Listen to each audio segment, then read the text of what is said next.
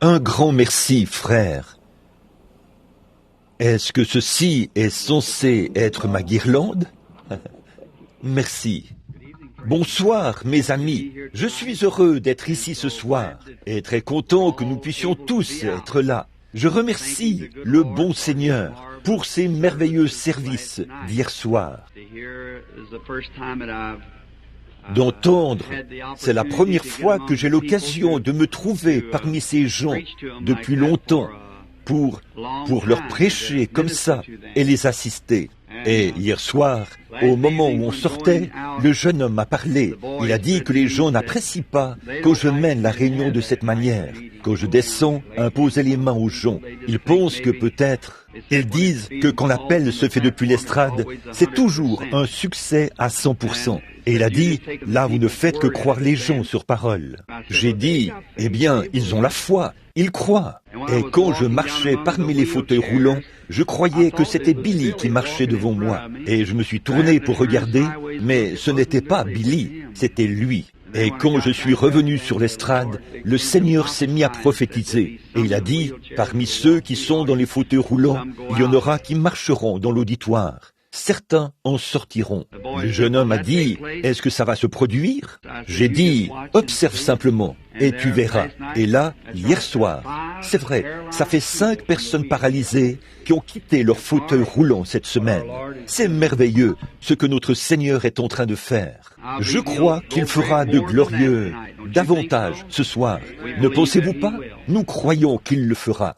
Bon, comme demain soir, c'est la fin de cette série de réunions. Vous avez été si bons vers nous. Vous êtes venus et vous vous êtes assis par temps frais et par temps de pluie. Et vous avez été très, très gentils. Et nous nous souviendrons toujours de vous. Et j'ai eu quelques petites difficultés c'est une bonne chose que vous ayez été gentils. Parce qu'il n'est pas d'usage que je parle aux gens comme ça ou que je prêche et que je fasse ensuite les appels à l'hôtel et tout. Pour une raison ou une autre, frère Moore n'est pas venu et frère Argenbright n'est pas venu. Mais frère Tom de l'Afrique du Sud est venu. Qu'il soit béni. Il était là quelque part. Je l'ai entendu dire Amen il y a quelques instants. Le voilà qui revient. Et c'était, ne serait-ce pas là le petit garçon qui s'appelle William Branham? Oh là là, c'est la première fois que je te vois, fiston. Tu es un brave garçon. Je compte bien te voir chez moi très bientôt. Tu vois? Eh bien, c'est très bien. Je sais que vous appréciez tous quand frère Tom prend la parole. Il sera probablement à une des églises des environs demain. Probablement que frère Biller, qui est assis ici, prêchera aussi quelque part demain matin. Ces autres frères ici, je suppose qu'ils sont attendus dans des églises quelque part.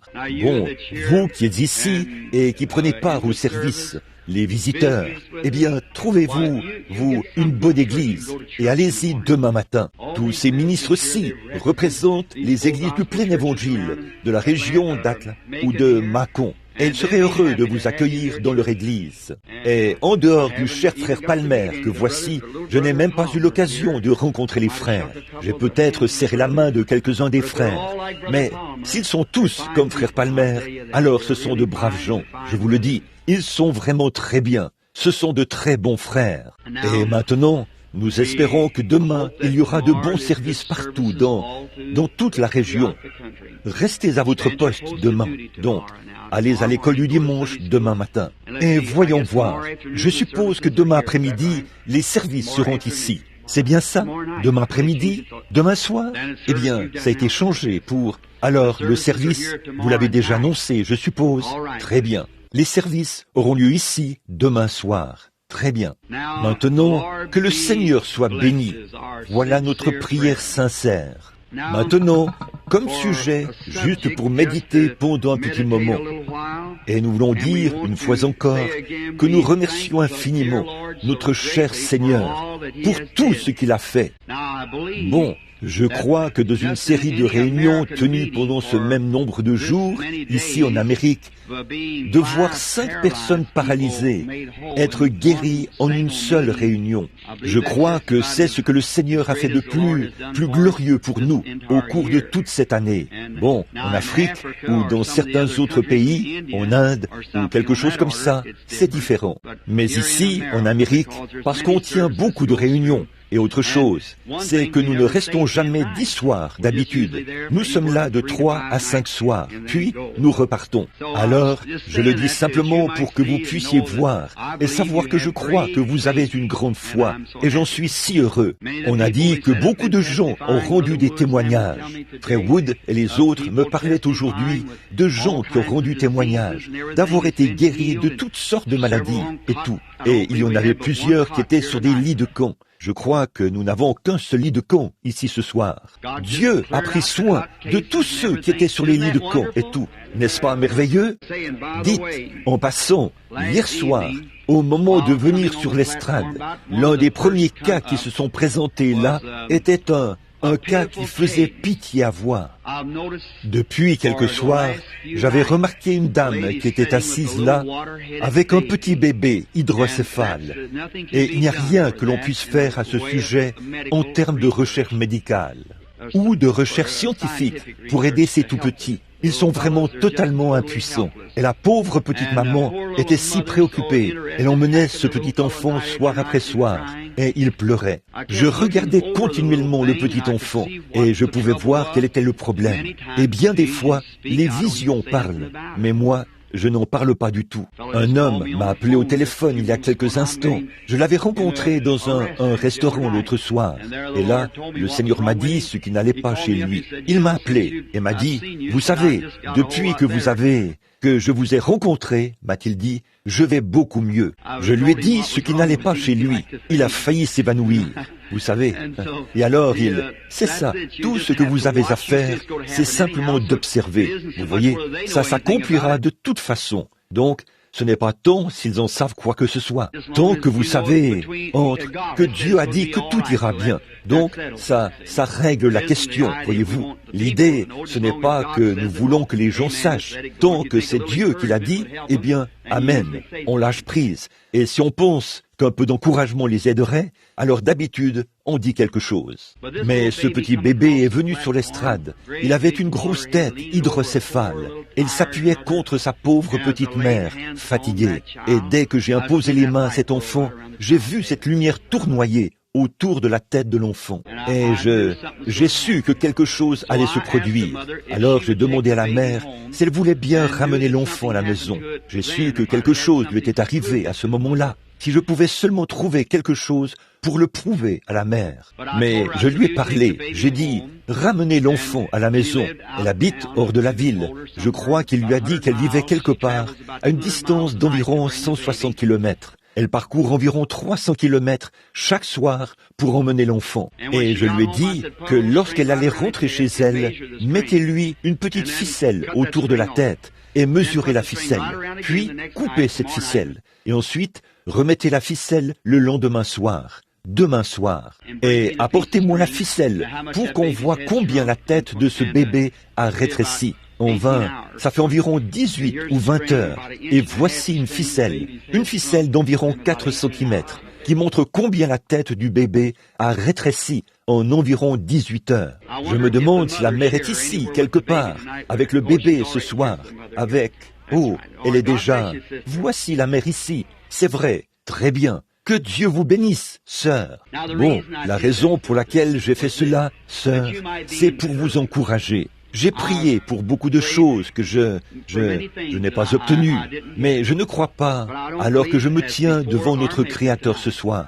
Avec sincérité, avoir demandé sincèrement quelque chose comme ça à Dieu, sans qu'il me l'accorde ou qu'il me dise pourquoi il ne pouvait pas l'accorder. Voyez? Alors, ces 4 centimètres de ce de rétrécissement de la tête de ce bébé en environ 18 ou 20 heures, c'est pour vous encourager. Voyez? Donc, continuez à croire, tout simplement. Voyez, en fait, ça va se passer comme ça pendant environ 72 heures. Puis, vous allez remarquer, vous continuez de couper votre ficelle, que ça va s'arrêter. Ça pourrait empirer pendant un certain temps. Quoi qu'il arrive, continuez simplement à croire. Vous voyez, et tant que vous garderez votre foi. Maintenant, souvenez-vous, quand l'esprit impur est sorti d'une personne, il se promène dans des lieux arides et revient avec 7 autres esprits plus méchants que lui. Et s'il le peut, il entrera et prendra le contrôle, et l'état de la personne sera bien pire. Mais si l'homme bon de la maison n'est pas là, c'est-à-dire votre foi, pour l'en empêcher, ne luttez pas du tout contre ça. Il va riposter, refuser tout simplement. N'en tenez pas compte du tout. C'est tout. Continuez simplement votre chemin. Dites simplement que c'est terminé. Cela va régler le problème pour de bon. Et votre bébé ira bien. Alors, que le Seigneur vous bénisse. Maintenant, ce soir, j'aime vraiment la parole. N'aimez-vous pas la parole? La foi vient de ce qu'on entend, et ce qu'on entend vient de la parole. Je veux juste lire un petit texte ici ce soir, pour avoir un petit contexte. Et nous allons le lire dans Exode chapitre 4, si le Seigneur le veut, à partir du verset 2. Nous lirons peut-être le verset 2, et peut-être une partie du verset 3. L'Éternel lui dit: « Qu'y a-t-il dans ta main ?» Il répondit, « Une verge. » L'Éternel dit, « Jette-la par terre. » Il la jeta par terre, et elle devint un serpent. Moïse fuyait devant lui. L'Éternel dit à Moïse, « Étends ta main, et saisis-le par la queue. » Il étendit la main, et le saisit par la queue. Et le serpent fut une verge dans sa main. Maintenant, pouvons-nous courber la tête un instant pour un mot de prière, alors que nous parlons à l'auteur de ceci, et que nous prions aussi pour ces mouchoirs qui sont ici. Notre bienveillant Père Céleste, nous sommes si reconnaissants d'être de nouveau rassemblés ici ce soir, sous cette voûte céleste, et de lever les yeux vers les cieux, d'où nous vient notre secours. Notre secours vient du Seigneur. Nous sommes si heureux de savoir qu'il vit et règne aujourd'hui, et qu'il n'a pas laissé son Église sans témoin de sa résurrection. Et nous sommes si reconnaissants ce soir que nous, comme les enfants d'Israël dont nous parlerons, si telle est ta volonté dans quelques instants, de ce qu'ils passaient là chargés de leur fardeau et le regardaient à l'intérieur du cercueil de Joseph. Et voyaient ces ossements étendus là. Et ils savaient que Dieu avait promis, par le prophète, qu'il partirait un jour. Et ce soir, en tant qu'antitype de Joseph, le prince de la prospérité, le Seigneur Jésus est ressuscité des morts. Et il est vivant ce soir, ici parmi nous, comme une preuve divine qu'un jour nous partirons de ce monde rempli de problèmes et de péchés, de ce monde où Satan et toutes ses puissances se trouvent, et nous serons libérés de lui pour toujours. Maintenant, Seigneur, alors que nous méditons sur ces mots, puisse le Saint-Esprit venir entrer dans la parole, et puisse-t-il la dispenser à chaque cœur, selon nos besoins ce soir. Et puissions-nous dire, comme ceux qui revenaient d'Emmaüs, quand il a rompu le pain et fait quelque chose d'un peu différent de ce que faisait le ministre ordinaire à cette époque-là. Il l'a fait d'une manière que lui seul pouvait le faire. Et Père, nous prions ce soir qu'il fasse quelque chose qui sort de l'ordinaire, quelque chose que nous ne voyons pas au quotidien dans les services religieux, juste pour que les gens sachent que ce même Seigneur Jésus est vivant, qu'il est ressuscité des morts ce soir et qu'il marche au milieu des gens,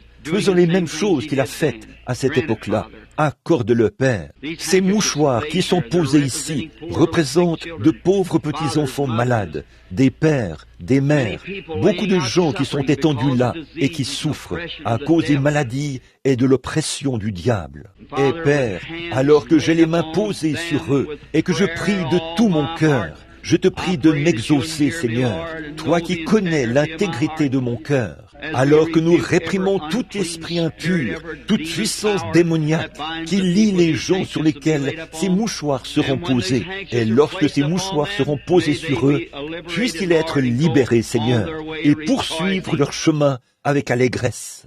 Et que Satan soit lié et jeté dans les ténèbres du dehors. Accorde-le, Père. Aide-nous maintenant dans la suite de ce service, car nous le demandons au nom de Jésus. Amen. Maintenant, alors que nous méditons la parole du Seigneur ici, pendant quelques instants, j'espère que tout le monde va simplement... Je vais essayer de me dépêcher, comme je sais que le vent qui souffle est un peu frais, et il souffle sur les malades. Je vais essayer de me dépêcher. Et peut-être que demain soir, il fera un peu plus chaud, et nous resterons un peu plus longtemps. L'autre jour, M. Wood et moi sommes sortis, et je promenais le regard, alors que nous roulions sur la route, et j'ai vu ces pauvres fermiers, dont les plants de maïs s'enroulaient. J'ai aussi fait un peu d'agriculture dans le passé, les pastèques et tout, et le coton qui séchait. Je suis rentré à la maison et j'ai dit, « Dieu bien-aimé, je sais que nous avons un service en plein air, mais s'il te plaît, envoie de la pluie à ces gens, parce qu'ils ont vraiment besoin de pluie. » Et je viens de penser à combien le Seigneur Jésus est souverain, du fait qu'il a envoyé la pluie jusqu'au moment du service, et qu'elle s'est arrêtée pendant le service, et qu'ensuite, il leur a envoyé une bonne quantité de pluie la nuit dernière. Elle a totalement fait cesser pour ce soir. Oh là là, comme il est merveilleux. Il sait exactement comment s'y prendre, n'est-ce pas? Et nous l'aimons tant à cause de ça. Il est vraiment digne de toute louange. Alors, ce soir, je veux parler pendant quelques instants sur le sujet « Qu'y a-t-il dans ta main ?» Maintenant, notre contexte ce soir porte sur Moïse, un homme qui avait été utilisé par Dieu à l'époque pour délivrer les enfants d'Israël de la servitude de l'Égypte. Et ce soir, beaucoup d'enfants de Dieu sont dans la servitude. Je vois une mère qui est assise ici avec un petit garçon. On dirait que ses petites jambes sont peut-être déformées ou quelque chose comme ça. Il est près de sa mère, un petit assis ici dans un fauteuil roulant, un petit enfant qui a peut-être eu la polio ou quelque chose comme ça. Sa petite jambe est toute enveloppée dans un appareil orthopédique. J'ai remarqué une jeune fille qui est assise ici, une belle petite demoiselle, qui semble être encore une adolescente, et un pauvre vieux papa recroquevillé dans un fauteuil roulant, comme ça. Ça, c'est de la servitude. C'est Satan qui a fait ça. Voici un frère de couleur assis ici. Quelqu'un est assis près de lui et il le tient, ou il est près de lui. Regardez donc la servitude dans laquelle Satan a mis les gens. Et Dieu est tout aussi, vous aime tout autant qu'il aimait ses Hébreux. Et quand Dieu avait envoyé Moïse là-bas, parce qu'il avait promis qu'il viendrait les libérer de cette servitude, et Dieu a promis qu'en ce dernier jour, il enverrait Jésus-Christ, le Saint-Esprit, au milieu de nous, pour libérer tous les malades et les affligés. Car il est écrit, et ce sont les dernières paroles qu'il a prononcées avant de quitter cette terre. Il a dit, « Allez par tout le monde, prêchez l'Évangile à toute la création. » Jusqu'où? L'âge des apôtres? Par tout le monde.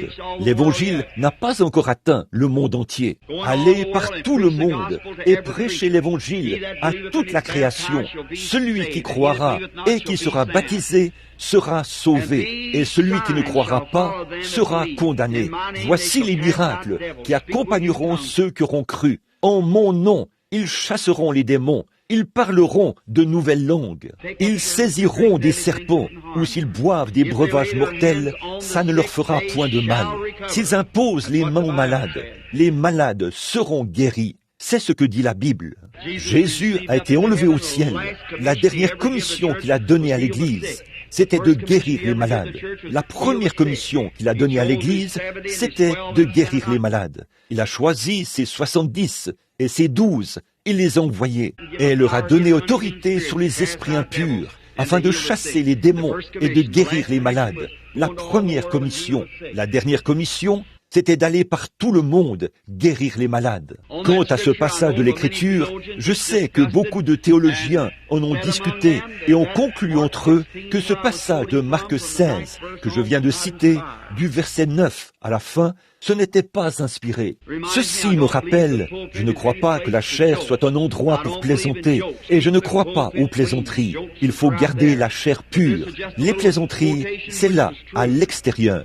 Mais ceci, c'était juste une petite histoire qui est vraie. Ça pourrait avoir l'air d'une plaisanterie, mais ce n'en est pas une. Il y avait un jeune homme dans notre région du pays qui avait un appel au ministère. Sa mère, qui était une vieille dame vraiment remarquable, l'avait envoyé au loin dans un séminaire pour qu'il devienne ministre. Et pendant qu'il était là-bas, eh bien, au séminaire, à l'université, pour apprendre à prêcher et tout, alors là, sa mère est tombée malade, vraiment malade. Elle avait une pneumonie. On avait fait venir le médecin et bien entendu, il lui avait administré tout ce qu'il pouvait lui administrer. Et elle ne pouvait pas prendre de pénicilline puisqu'elle était allergique à cela. Il lui administrait donc des sulfamides et d'autres choses. Mais ça ne fonctionnait pas du tout. Eh bien, les poumons de cette femme avaient fini par être complètement congestionnés et elle était très mal en point. Aussi avait envoyé un télégramme à son fils pour lui dire de se tenir prêt, car il pensait que sa mère allait mourir d'un moment à l'autre. Et il fallait on voulait qu'il revienne à la maison. Il était très loin. Mais tout à coup, eh bien, il y avait une petite dame qui habitait au coin de la rue, qui faisait partie d'une mission du plein évangile. Elle habitait au coin de la rue et elle croyait à la guérison divine. Elle est donc allée voir la vieille dame. Et lui a dit, « Sœur, a-t-elle dit, notre pasteur et nous, qui sommes là-bas à notre église, nous croyons que Jésus est mort pour guérir les malades. Et si vous n'y voyez pas d'objection, pourquoi ne pas permettre à notre pasteur de venir prier pour vous? Peut-être que Dieu exaucerait sa prière et vous guérirait. » Elle a dit, « Ce serait très bien, faites-le venir. » Alors cet homme est venu, a prié pour elle, et elle s'est rétablie. Environ 1 an plus tard, son fils est rentré à la maison et ils étaient ensemble et parlaient de différentes choses. Il a dit, « Au fait, maman, a-t-il dit, on n'a jamais parlé de ce que le médecin t'avait donné pour que tu te rétablisses si rapidement, la fois où tu souffrais d'une pneumonie et que je me tenais prêt à venir. » Elle a dit, « Oh, fiston, a-t-elle dit, j'ai oublié de te le dire. » Il a dit, « Tu connais cette petite mission qui se trouve là-bas, au coin de la rue ?» Il a dit, « Oui. » Elle a dit, « Tu sais, une dame est venue ici et m'a dit d'inviter son pasteur à venir prier pour moi. » Et elle a ajouté, « Tu sais, il est venu et a lu un passage de la Bible dans Marc, chapitre 16, et a dit, « Ils imposeront les mains aux malades et les malades seront guéris. » Sais-tu que le Seigneur m'a guéri sur le champ? Eh bien, a-t-elle dit, a dit le jeune homme. Bon, écoute, maman, a-t-il dit, eh bien, ces gens-là sont des illettrés. Il a dit, vois-tu, ils ne comprennent pas. Il a dit, la guérison divine, ça n'existe pas. Il a dit, il n'y a rien de tel dans la Bible. Il a dit, ça, c'était autrefois. Il a dit, en fait, au séminaire, eh bien, nous avons appris que Marc 16, à partir du verset 9, ce n'est pas inspiré. La brave maman a dit, eh bien, Alléluia! Et il a dit, maman, voyons, a-t-il dit, tu agis comme ces gens-là. Et elle a dit, eh bien, gloire à Dieu. Il a dit, mais maman, qu'est-ce qui t'arrive? Elle a dit, je réfléchissais à ceci. Si le Seigneur a pu me guérir grâce à une parole qui n'est pas inspirée, qu'est-ce qu'il pourrait faire avec celle qui est réellement inspirée? Si cette partie-là n'est pas inspirée, donc, c'est vrai. Je crois qu'elle est entièrement inspirée, d'un bout à l'autre, et elle est totalement à notre disposition. Tout est à nous. Nous n'avons aucun besoin, ni aucun manque de quoi que ce soit. Dieu a fourni tout ce dont nous avons besoin pour ce voyage-ci. Tout a été fourni pour nous juste ici. Oh, tout. Chaque fois qu'un homme naît de nouveau de l'Esprit de Dieu, le Seigneur lui donne un chéquier assez pour lui permettre de tenir pendant tout son voyage. Et pour obtenir toute bénédiction rédemptrice, le bas de chaque chèque est signé du nom de Jésus. Remplissez-le tout simplement et émettez-le. Voyez s'il ne va pas l'honorer. C'est vrai, émettez-le tout simplement. Cela, le dépôt a déjà été fait. Le dépôt a été fait au calvaire, car il était blessé pour nos transgressions, brisé pour notre iniquité. Le châtiment qui nous donne la paix est tombé sur lui, et c'est par ses meurtrissures que nous avons été guéris. Tout cela a été signé par son sang. C'est terminé. Tout, que celui qui veut vienne. Et cela est éprouvé. Il est éprouvé ici qu'il est ressuscité des morts et qu'il est vivant parmi nous ce soir. Il est notre libérateur. Nous qui sommes dans la servitude. Quiconque est dans la servitude, Jésus-Christ est ici pour le libérer ce soir. Si vous croyez cela, bon, je ne suis pas ici pour vous libérer parce qu'il me serait impossible de le faire. Je n'ai pas été envoyé pour le faire. J'ai été envoyé pour prêcher l'Évangile. C'est tout. Christ est venu pour libérer. Bon, Moïse, quand il n'était qu'un nouveau-né, qu'une grande menace planait sur l'Égypte, et on tuait tous les enfants mâles. Et c'est juste à cette période-là que Moïse est né. Et quand sa mère a vu qu'il était un bel enfant, elle n'a pas craint la menace de Pharaon et ce qu'il faisait de tous les enfants. Alors, si vous regardez, mes amis, pour commencer, je veux que vous saisissiez bien ceci. Pour commencer, c'est que les dons et les appels sont sans repentir. C'est cela qui cause les ennuis. Voyez? N'essayez pas d'imiter quoi que ce soit. Soyez simplement ce que vous êtes dans le royaume de Dieu. Si vous êtes un doigt, soyez un doigt. Si vous êtes un nez, soyez un nez. Un œil, soyez un œil. J'espère que mon doigt ne décidera jamais de ne plus être un doigt parce qu'il n'est pas un œil. Ça va certainement me mettre hors service pendant un moment. Alors, c'est comme ça que nous devons tous prendre notre place et aller de l'avant. Mais l'ensemble du groupe, c'est le corps du Seigneur Jésus-Christ. Peu importe ce que c'est. Donc, cela montre que les dons et les appels sont sans repentir. Regardez Jésus. Il était la postérité de la femme depuis le jardin d'Éden. Il est né fils de Dieu. Moïse, c'était un bel enfant à sa naissance. Il était né pour être un libérateur. Il ne pouvait pas s'empêcher d'être prophète. C'est ce que Dieu avait fait de lui à sa naissance. Regardez Jean-Baptiste, 712 ans avant sa naissance, il était la voix de celui qui crie dans le désert. Regardez Jérémie, dans Jérémie 1,4, je crois. Dieu s'adressant à Jérémie a dit, « Je te connaissais et je t'avais consacré et je t'avais établi prophète des nations, avant même que tu sois conçu dans le sein de ta mère. » Là, on est obligé de croire à la prédestination et à la prédétermination. Absolument, c'est là. Les dons et les appels sont sans repentir. C'est ce que Dieu a établi dans l'Église. Je ne suis pas tout à fait d'accord avec mes frères de la dernière pluie là-dessus, sur le fait d'imposer les mains pour transmettre des dons spirituels. Je crois que vous avez mal compris cela. Voyez, ce n'est pas grave. Nous n'avons pas à nous disputer à ce sujet. Mais je crois que vous avez tort sur ce point. Voyez, Paul, dans Timothée, ils ont reconnu que Timothée était un ministre et un homme qui avait un don. On fait la même chose dans l'église baptiste et dans toutes les autres églises. Quand on voit un homme comme lui, on lui impose les mains. Non pas pour lui donner un don spirituel, mais pour lui donner la main d'association et notre bénédiction, afin qu'il exerce son ministère avec le don que Dieu lui a donné. C'est ça qui fait la différence, voyez-vous. Donc, si vous cherchez à lui donner un don, c'est ce que l'homme fait, voyez. Ça ne marchera jamais. Il est certain que ça n'a jamais été fructueux, et je ne pense pas que ça le sera un jour. Bon, mais quand c'est Dieu qui a fait quelque chose, c'est différent. Moïse s'est rendu compte qu'il était Moïse.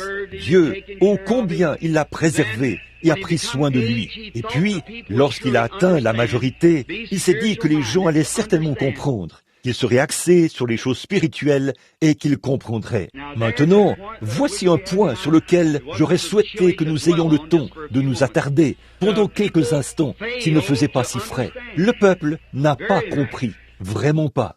Et lorsqu'il a tué l'Égyptien, il se disait que les gens, les siens, allaient comprendre qu'il avait été envoyé pour les libérer. Mais ils n'ont pas compris. Maintenant, nous voyons alors qu'il s'est enfui au pays de Madian. Et là, il a épousé une jeune fille éthiopienne du nom de Séphora. Moïse, au début, avait un tempérament très colérique. Ça, nous le savons. Dieu a dû faire sortir ça de lui. Alors il a épousé cette jeune fille et s'est mis au service de son beau-père. Il gardait les moutons derrière le désert. Un jour, je peux bien m'imaginer ce vieillard qui a maintenant 80 ans.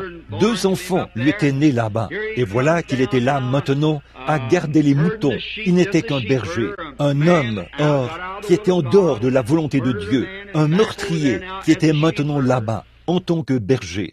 Mais si Dieu a prédestiné quoi que ce soit, cela s'accomplira aussi sûrement que Dieu est dans le ciel. Donc, ça s'accomplira de toute façon. Rien au monde ne peut empêcher Jésus-Christ de revenir une seconde fois. Dieu a décrété qu'il en serait ainsi. Il n'y a absolument aucun moyen pour vous d'arrêter le message de la guérison divine. Vous pouvez combattre cela autant que vous le voulez, mais Dieu a décrété que cela devait aller de l'avant. et ça va de l'avant. C'est vrai, peu importe si quelqu'un, de ces pierres, Dieu peut susciter des enfants à Abraham. Donc la meilleure chose à faire, c'est de se joindre au programme de Dieu et d'avancer avec l'Église. C'est, à ma connaissance, la meilleure chose à faire. Tenez, il y a quelque temps, j'étais là-haut, dans la Statue de la Liberté, et je suis allé dans ce bras-là.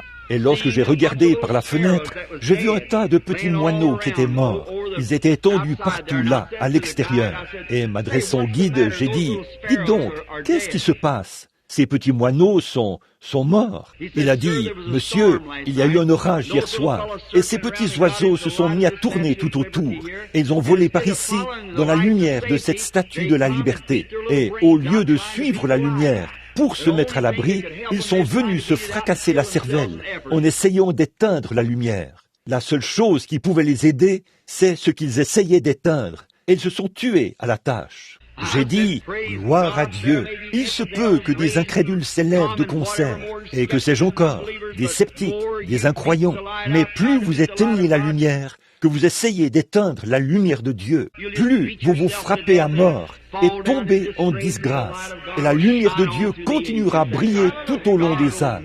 C'est vrai, Dieu continuera à avancer malgré tout ce que n'importe qui peut faire. La meilleure chose à faire, c'est de vous joindre à lui et d'avancer avec le flot du Saint-Esprit. Et un jour, quand Moïse était là-bas, derrière le désert, je m'imagine qu'il était un peu découragé, alors qu'il marchait en se remémorant ce qui s'était passé en Égypte et tous ses amis. Et voici qu'il était marié avec quelqu'un d'une autre race et qu'il gardait les moutons de son beau-père. Il a levé la tête pour regarder là-bas. Il a vu un buisson en feu et il a trouvé bizarre que le buisson ne se consume pas. Donc, Dieu essayait d'attirer l'attention de Moïse. Et qu'est-ce que j'en sais? Qu'est-ce que vous en savez? Si cette série de réunions a eu lieu pour...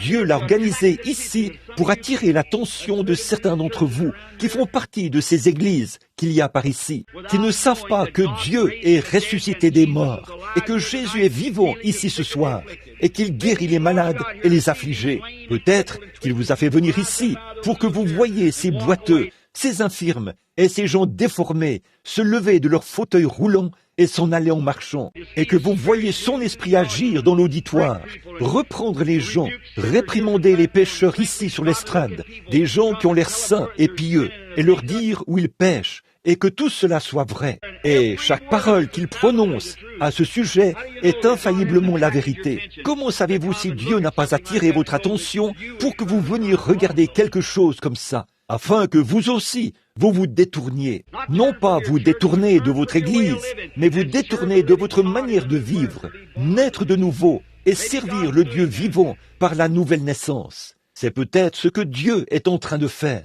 Moïse s'est détourné et dès qu'il a regardé ce buisson ardent, il s'est mis en marche en se disant, « Eh bien, je vais aller là-haut pour voir ce qu'il en est de cette scène. » D'habitude, Dieu se révèle dans le feu. Alors, il s'est détourné pour voir cela, et du milieu du buisson, Dieu lui a parlé, et a dit, « Moïse, ôte tes souliers, car la terre sur laquelle tu te tiens est une terre sainte. » Alors, qu'en serait-il si Moïse avait dit, « Eh bien, Seigneur, pour te témoigner tout mon respect, je vais ôter mon chapeau. Ce sera tout aussi bien. » Dieu n'a pas dit « ton chapeau », il a dit « tes souliers ». Bon, si je disais « Eh bien, j'adhère à l'Église », ne suis-je pas tout aussi bon que les autres?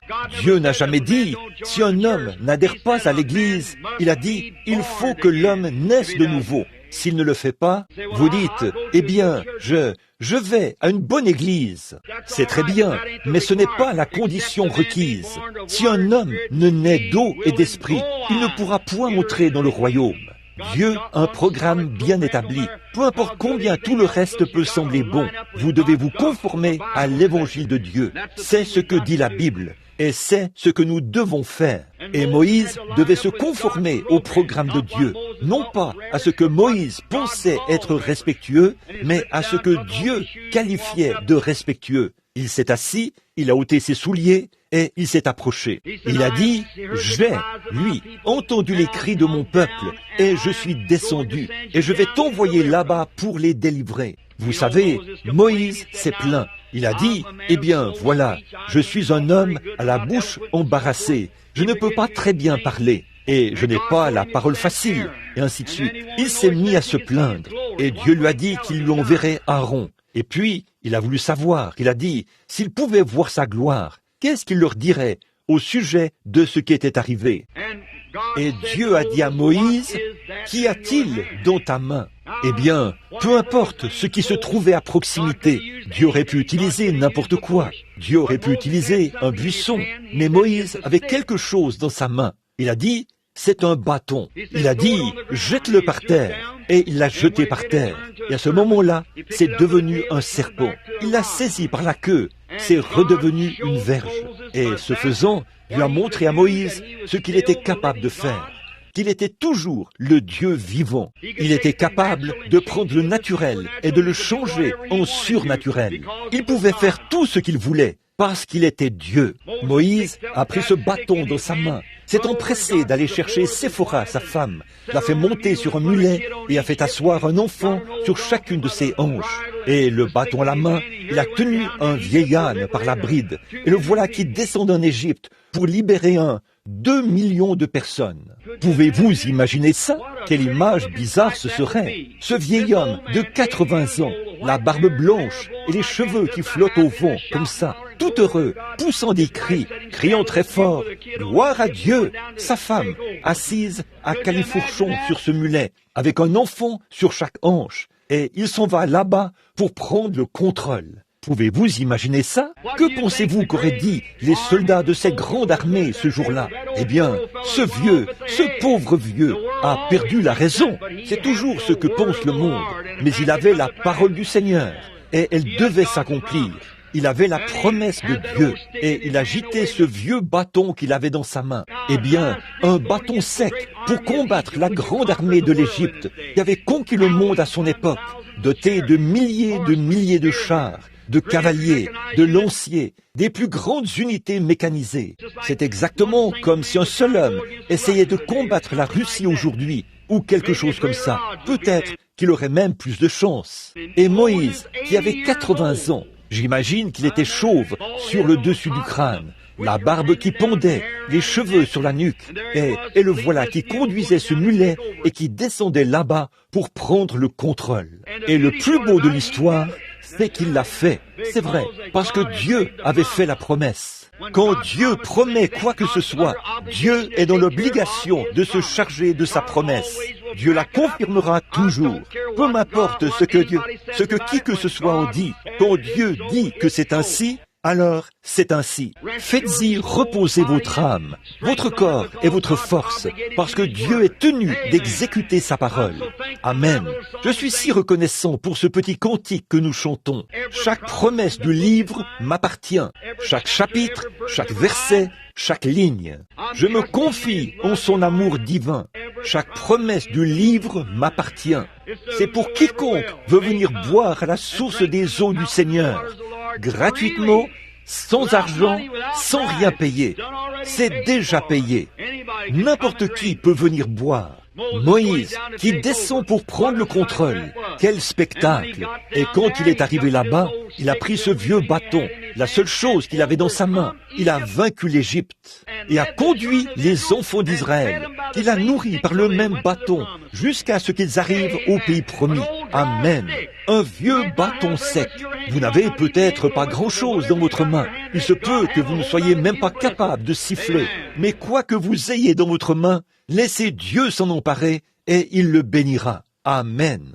Si vous ne pouvez pas faire plus que de témoigner à votre prochain, si vous ne pouvez pas faire plus que de lever la main et dire « Oh Dieu, j'accepte chaque parole de cela », prenez ce que vous avez dans la main et faites ce que vous pouvez pour la gloire de Dieu. Une fois, un petit garçon est allé voir Jésus. Il avait avec lui 4 ou 5 petits pains et du poisson. Bon, dans la main du petit garçon, ce n'était pas grand-chose. Mais une fois dans les mains du Seigneur Jésus-Christ, il a béni cela et a nourri 5000 personnes.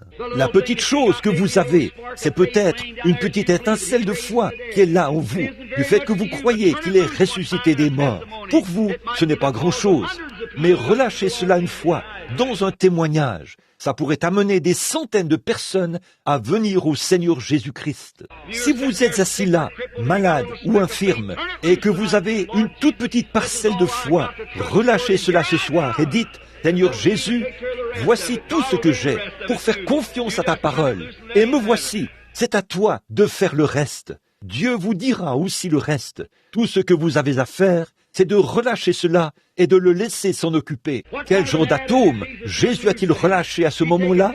Il a pris ses poissons, il les a nourris, non pas de poissons crus ou de poissons vivants, mais il les a nourris de poissons cuits et de pain cuit. Amen. Je ne sais pas où il les a pris. Quoi qu'il en soit, il les a nourris et ils en ont mangé. Comme l'a dit cet homme, il n'y a pas longtemps, il a dit, vous croyez cette histoire à propos d'Élie et des corbeaux lorsqu'ils s'étaient installés là-haut? J'ai dit, oui monsieur, j'en crois chaque mot. C'est vrai. Les gens pensaient qu'Élie était fou, installé là-haut, sur la montagne. Et là, il buvait de l'eau chaque fois qu'il en avait besoin. Tandis qu'en bas, les bourgeois et ceux de la haute société mouraient de faim. Et eux, il le traitait de fou. Il était dans une meilleure situation que beaucoup de gens. Il avait des serviteurs de couleur qui lui portaient à manger chaque fois qu'il avait faim. Ça, c'est mieux que beaucoup de gens qui sont assis ici ce soir.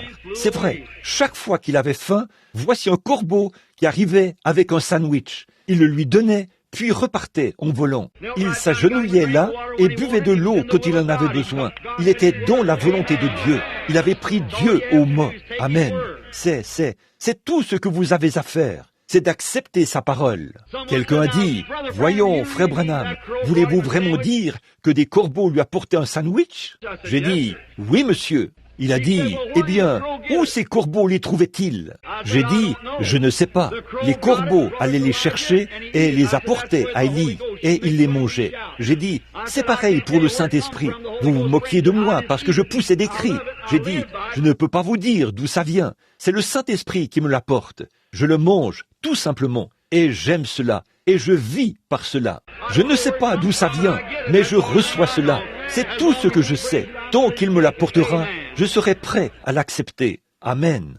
Vous dites, comment cet homme va-t-il marcher s'il ne va pas chez le médecin? Je n'y peux rien. Quand Dieu le dit, il marchera de toute manière. Attendez, vous verrez. C'est à Dieu de prendre soin de sa parole. Il veille à ce qu'elle s'accomplisse. Et il est tenu de l'accomplir. Et il le fera dans tous les cas.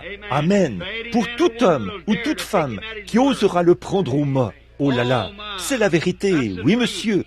Moïse est allé là-bas et il a fait exactement ce que le Seigneur lui avait dit de faire, pourvu que vous preniez simplement ce que vous avez dans la main et que vous le remettiez à Dieu. Eh bien, quelque temps après, il y avait un jeune homme, une fois, du nom de David, un jeune berger qui vivait sur le flanc de la colline et qui faisait paître les brebis de son père.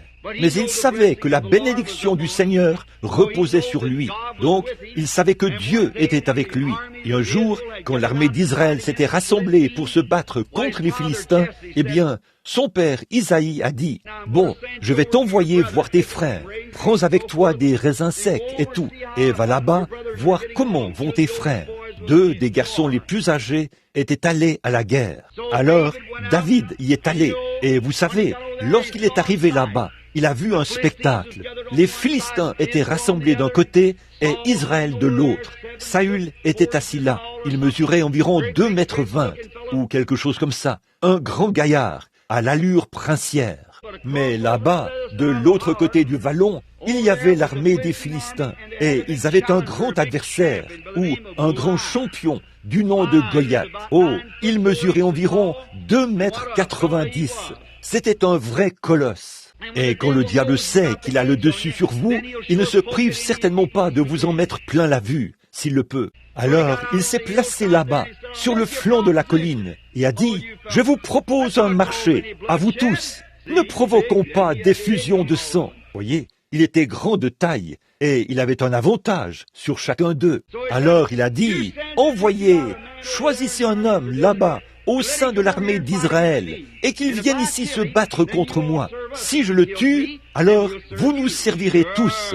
S'il me tue, alors nous vous servirons. Certainement, c'est comme ça que le diable fera les choses. Eh bien, prenez par exemple ce gars-ci. Si je pouvais voir ceci, ou cela, voyez, chaque fois que les gens ont ce genre d'idée. Mais un jour, il s'est vanté devant la mauvaise personne. Il y avait là un petit gars tout maigre. Il pesait probablement environ 50 kilos, aux épaules un peu voûtées et enveloppé d'un petit manteau de berger. Et ce matin-là, alors que les armées marchaient de long large et poussaient des cris en direction de l'un l'autre et cherchaient à se lancer dans la bataille, eh bien, ce grand adversaire s'est présenté là et a dit, eh bien, je défie l'armée d'Israël. Mais là, c'est tombé dans l'oreille de la mauvaise personne. Oui, monsieur, il y avait là un petit garçon qui savait de quoi il parlait. Il a dit, c'est quoi ça? Vous voulez me dire que vous allez rester là et laisser ce Philistin incirconcis insulter l'armée du Dieu vivant? Amen. Il savait de quoi il parlait. Oh là là! Goliath, là tu as eu tort de te vanter. Et quand David a entendu ça, alors son frère a dit, bon, écoute, je connais la malice de ton cœur, là. Alors, arrête de parler ainsi. Certains disaient, eh bien, il pourra épouser la fille du roi, et le roi le comblera de richesses, et la maison de son père sera affranchie en Israël, et ainsi de suite. Il a dit, de quoi parlez-vous, là? Oh là là, un petit bonhomme de rien du tout. C'est comme ça qu'il... Eh bien, vous ne pouvez pas juger sur les apparences. C'est vrai, ne jugez pas sur les apparences. On juge sur ce qu'il y a dans le cœur. C'est vrai, si on juge sur les apparences, eh bien, Israël aurait eu beaucoup de fil à retordre à l'idée qu'ils obtiendraient de l'eau d'un rocher. C'était la chose la plus sèche du pays. Mais Dieu avait dit, parle au rocher, c'est lui qui a l'eau. Et aujourd'hui, ils disent, si la guérison divine existe, on la retrouverait dans certaines de ces grandes églises classiques. C'est juste ce que vous pensez à ce sujet. Vous voyez, c'est vrai, c'est peut-être la chose la plus sèche que vous ayez jamais vue. Mais il y a de l'eau là, et il vous suffit de parler au rocher. Amen.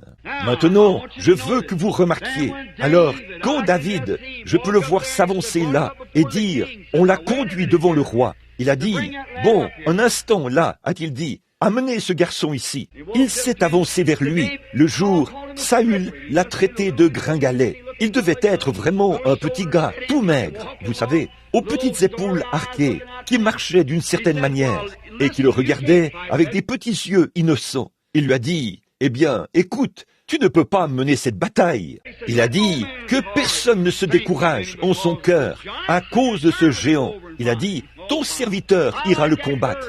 Oh là là, j'aime ce courage. Pas vous? Pourquoi?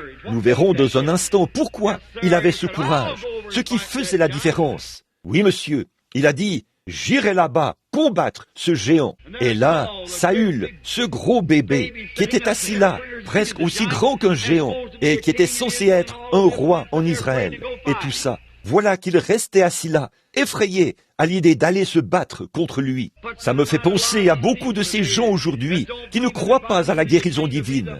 Ils prétendent croire la Bible, puis ils laissent le diable leur marcher dessus et faire n'importe quoi. Je crois à une expérience du Saint-Esprit à l'ancienne mode, au fait d'être né de nouveau, enraciné, 2 fois mort.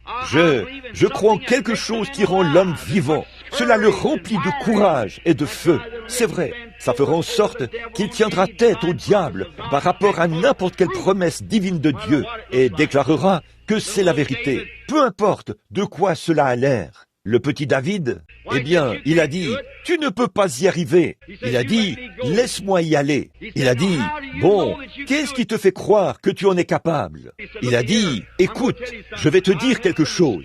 J'ai eu des expériences. C'est ce qu'il faut aujourd'hui. Quelqu'un qui a eu une expérience.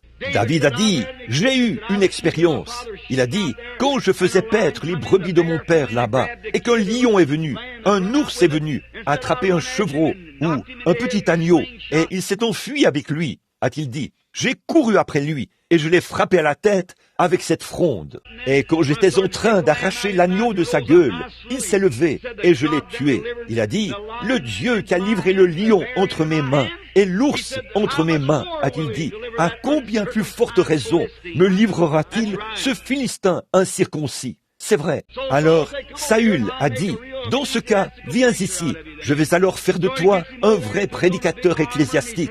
Donc, il l'a fait venir là, et il l'a revêtu d'une grosse armure, de son casque et tout. Il l'a fait descendre jusque sur ses petites oreilles, et je l'imagine qu'il regarde de côté, affublé de cette grande armure, et il n'arrivait pas à bouger. Il n'arrivait tout simplement pas à avancer. Voilà ce qui ne va pas chez les gens aujourd'hui. Quand un homme reçoit un petit appel dans son cœur pour aller prêcher l'évangile, il vous faut l'emmener dans l'un de ces grands séminaires ou quelque chose là-bas et ôter tout ce qu'il y a de prédicateur en lui et lui faire avaler toute cette théologie mondaine, comme ça, et faire sortir de lui tout ce qu'il y a de prédicateur, et ensuite lui dire d'aller de l'avant. Ce n'est pas étonnant qu'il ne puisse pas croire. Miséricorde, il est totalement attaché au monde. Alléluia! Il nous faut aller de l'avant et faire descendre le Saint-Esprit à l'ancienne mode et faire fondre ces vieilles morgues. C'est ce dont nous avons besoin ici, n'est-ce pas? Amen. Oui, monsieur, le pauvre David, là, il avait sa licence en lettres, vous savez, et son diplôme en droit, et son doctorat en droit, et son doctorat en théologie, vous savez, et il était revêtu de tout ça. Il a dit, je ne sais rien de tout ça, je ne suis pas accoutumé à cela, je ne sais pas ce que c'est. Il a dit, je ne peux pas le faire. Et Saül s'est vite rendu compte que son vêtement ecclésiastique n'allait pas à un homme de Dieu. Amen. Voilà ce qui ne va pas chez les gens aujourd'hui. Si vous enlevez simplement ces vieux vêtements ecclésiastiques et que vous descendez, je préférerais avoir une bonne vieille expérience. Je préférerais que mon fils côtoie un homme qui ne connaît pas son alphabet, mais qui puisse l'emmener là-haut, sur le flanc d'une colline, près d'une vieille souche quelque part, et prier pour lui, jusqu'à ce qu'il ait une expérience du Saint-Esprit à l'ancienne mode, plutôt que de l'envoyer dans toutes les écoles du pays, qui ôterait de sa vie la puissance de Dieu et les bénédictions de Dieu. Amen. C'est vrai. Oui, monsieur. Et là, David a regardé ces choses et a dit, je ne sais rien au sujet de ceci. Je ne sais pas comment dire Amen et toutes les doxologies et toutes ces choses-là. Je ne sais pas comment vous faites ces choses. Il a dit, laisse-moi y aller avec ce que je suis accoutumé et que je sais être juste. Alléluia! C'est ce que je dis. Je me souviens que quand j'étais allé voir mon surveillant général et que je lui avais dit que l'ange du Seigneur m'avait rencontré, il a dit, Billy, rentre chez toi. Tu as fait un cauchemar. Il a dit, voyons, tu veux dire que toi, un élève de 7e année, tu vas prier pour les malades et aller prier pour des rois? J'ai dit, c'est ce qu'il a dit. Il a dit, comment vas-tu t'y prendre? J'ai dit, je ne sais pas, mais cela m'a conduit jusqu'à présent. Il continuera de me conduire. Dieu en est capable. C'est lui qui a fait la promesse. Et ça arrivera. Il a dit, voyons, fiston, je pense que tu ferais mieux de rentrer à la maison. Tu as besoin de repos. Je n'avais pas besoin de repos. J'avais besoin de me mettre au boulot. Ça faisait déjà trop longtemps que je me reposais. C'est là le problème de beaucoup de gens aujourd'hui. Levez-vous et passez à l'action. C'est le moment. Les gens ont des ennuis. Allons-y et amenons-les rapidement au Seigneur Jésus. Là, nous remarquons que nous voyons le petit David. Il a dit, bon, écoute, je ne sais rien de tous tes diplômes, et je ne sais rien de tes armures, et de toutes ces choses qui sont à l'origine de vos batailles, de vos disputes et de vos querelles. Mais je sais une chose, j'ai mis ma confiance en cette petite fronde. Dieu m'a délivré du lion par cette fronde. Il m'a délivré de toutes ces autres choses par cette fronde. Et Dieu me délivrera de ce Philistin incirconcis par cette fronde. Je sais que quand j'étais un pécheur, perdu et dans le monde, qui se mourait sans Christ, le Saint-Esprit m'a sauvé. Je sais que quand je suis là, le Saint-Esprit me rend heureux. Je sais que quand j'ai besoin de nourriture, le Saint-Esprit me nourrit. À combien plus forte raison le Saint-Esprit me guérira-t-il si je suis malade, puisque Dieu l'a promis. Je ne sais pas ce qu'il en est de vos autres choses, mais je sais que Dieu a fait une promesse. C'est la promesse de Dieu, et Dieu s'en tiendra à sa promesse. Qu'y a-t-il dans ta main, David? Il a dit, une fronde. Amen. Comment feras-tu pour te battre avec ce géant dont la lance mesure 4 ou 6 mètres? Tu ne pourrais même pas t'approcher de lui. Il a dit, j'ai déjà éprouvé ceci. Je sais ce que cette chose peut faire. C'est vrai. Oh, tout homme ou toute femme qui est né de l'Esprit de Dieu, si jamais il a reçu le Saint-Esprit, il sait ce que cela va faire. Je ne sais pas ce que toutes vos disputes et toutes vos écoles vont enseigner, mais je sais une chose, c'est que ça fera ce que Dieu a dit que ça ferait. Le petit David avait appris à connaître Dieu en observant la nature. Comme il passait son temps là-bas, dans la nature, il a parlé des eaux paisibles et de verts pâturages. Il voyait Dieu dans son élément primitif, Dieu dans sa nature, en mouvement. Dieu est dans la nature, ne le croyez-vous pas ? Bien sûr qu'il y est. J'aime vraiment l'observer dans le coucher du soleil, l'observer lorsque les fleurs poussent, l'observer quand le soleil se lève. Là, il y a quelque temps, j'étais dans les montagnes, où je vais que je suis tellement fatigué que je ne peux plus continuer. En automne, j'y suis allé pour aller à la chasse, et j'allais chasser le wapiti. C'était à la fin de l'automne. Nous étions montés très haut dans la montagne, parce que la neige n'était pas tombée pour faire descendre le troupeau. Et j'étais tout au sommet, ou près de la limite de la forêt. Et en automne, là-haut, dans les hautes montagnes, il arrive qu'il neige pendant un moment, puis il pleut pendant un moment, et ensuite le soleil paraît. Vous savez comment c'est à l'automne. Et pendant que j'avançais, ce n'était pas dans le but de tirer du gibier, mais simplement pour être seul. J'aime me retirer pour être avec Dieu, chaque homme et chaque femme. C'est ça le problème. Vous devriez passer plus de temps chaque jour, au lieu de traînasser partout et de courir partout. Vous devriez être quelque part en train de prier et de chercher Dieu. Amen. Et pendant que j'avançais là-haut, une tempête a éclaté et je me suis placé derrière un arbre comme ceci. Et j'étais là, debout, derrière l'arbre. Et le vent soufflait. C'était renversé par le vent, de toute façon. Ainsi donc, une fois la tempête terminée, je suis sorti de derrière l'arbre. Mon fusil était posé là. J'ai regardé et je me suis mis à entendre un troupeau de wapitis qui se trouvait très loin devant moi. Ils s'étaient perdus pendant la tempête. Ils bramaient les uns aux autres. Ma mère est de mère indienne. Ça, c'est juste assez pour que j'aime vraiment beaucoup la nature. Oh là là, comme David l'a dit, quand la profondeur commence à appeler la profondeur. Et là, ça a vraiment commencé à appeler la profondeur. Le vieux loup gris s'est mis à hurler de son côté et sa compagne lui a répondu en contrebas. J'ai pleuré comme un bébé. Je ne pouvais pas m'en empêcher. Je me tenais simplement là, à brailler, les mains en l'air. J'ai levé les yeux, et voici que le soleil est apparu, loin là-bas, à l'horizon, à l'ouest. Il a percé ce grand œil qui voit tout. Et là, les arbres verts avaient gelé là-haut, à cause de la glace. Un arc-en-ciel s'était formé, qui traversait la vallée. Comme ça, je me suis dit, oh Dieu, partout où on regarde, on peut le voir. Il était là. Je me suis dit le voilà qui regarde là-bas. Il regarde partout. Il est là, dans le troupeau de wapitis. Et il est là, en bas, parmi les loups qui hurlent. Il est ici dans la nature. Je me suis dit, il est, comme Pierre l'a dit, il est bon d'être ici. Dressons 3 tentes. Alors, je me suis senti vraiment religieux et j'ai couru autour de cet arbre, encore et encore, en criant à plein poumon. Je poussais des cris et je sautais de toutes mes forces. Si quelqu'un était passé par là, il aurait voulu m'emmener à l'hôpital psychiatrique. Il se serait dit que quelqu'un était devenu fou dans les bois. Mais j'étais à environ 55 ou 65 kilomètres de la civilisation. J'étais seul avec le Seigneur. Je passais des moments merveilleux.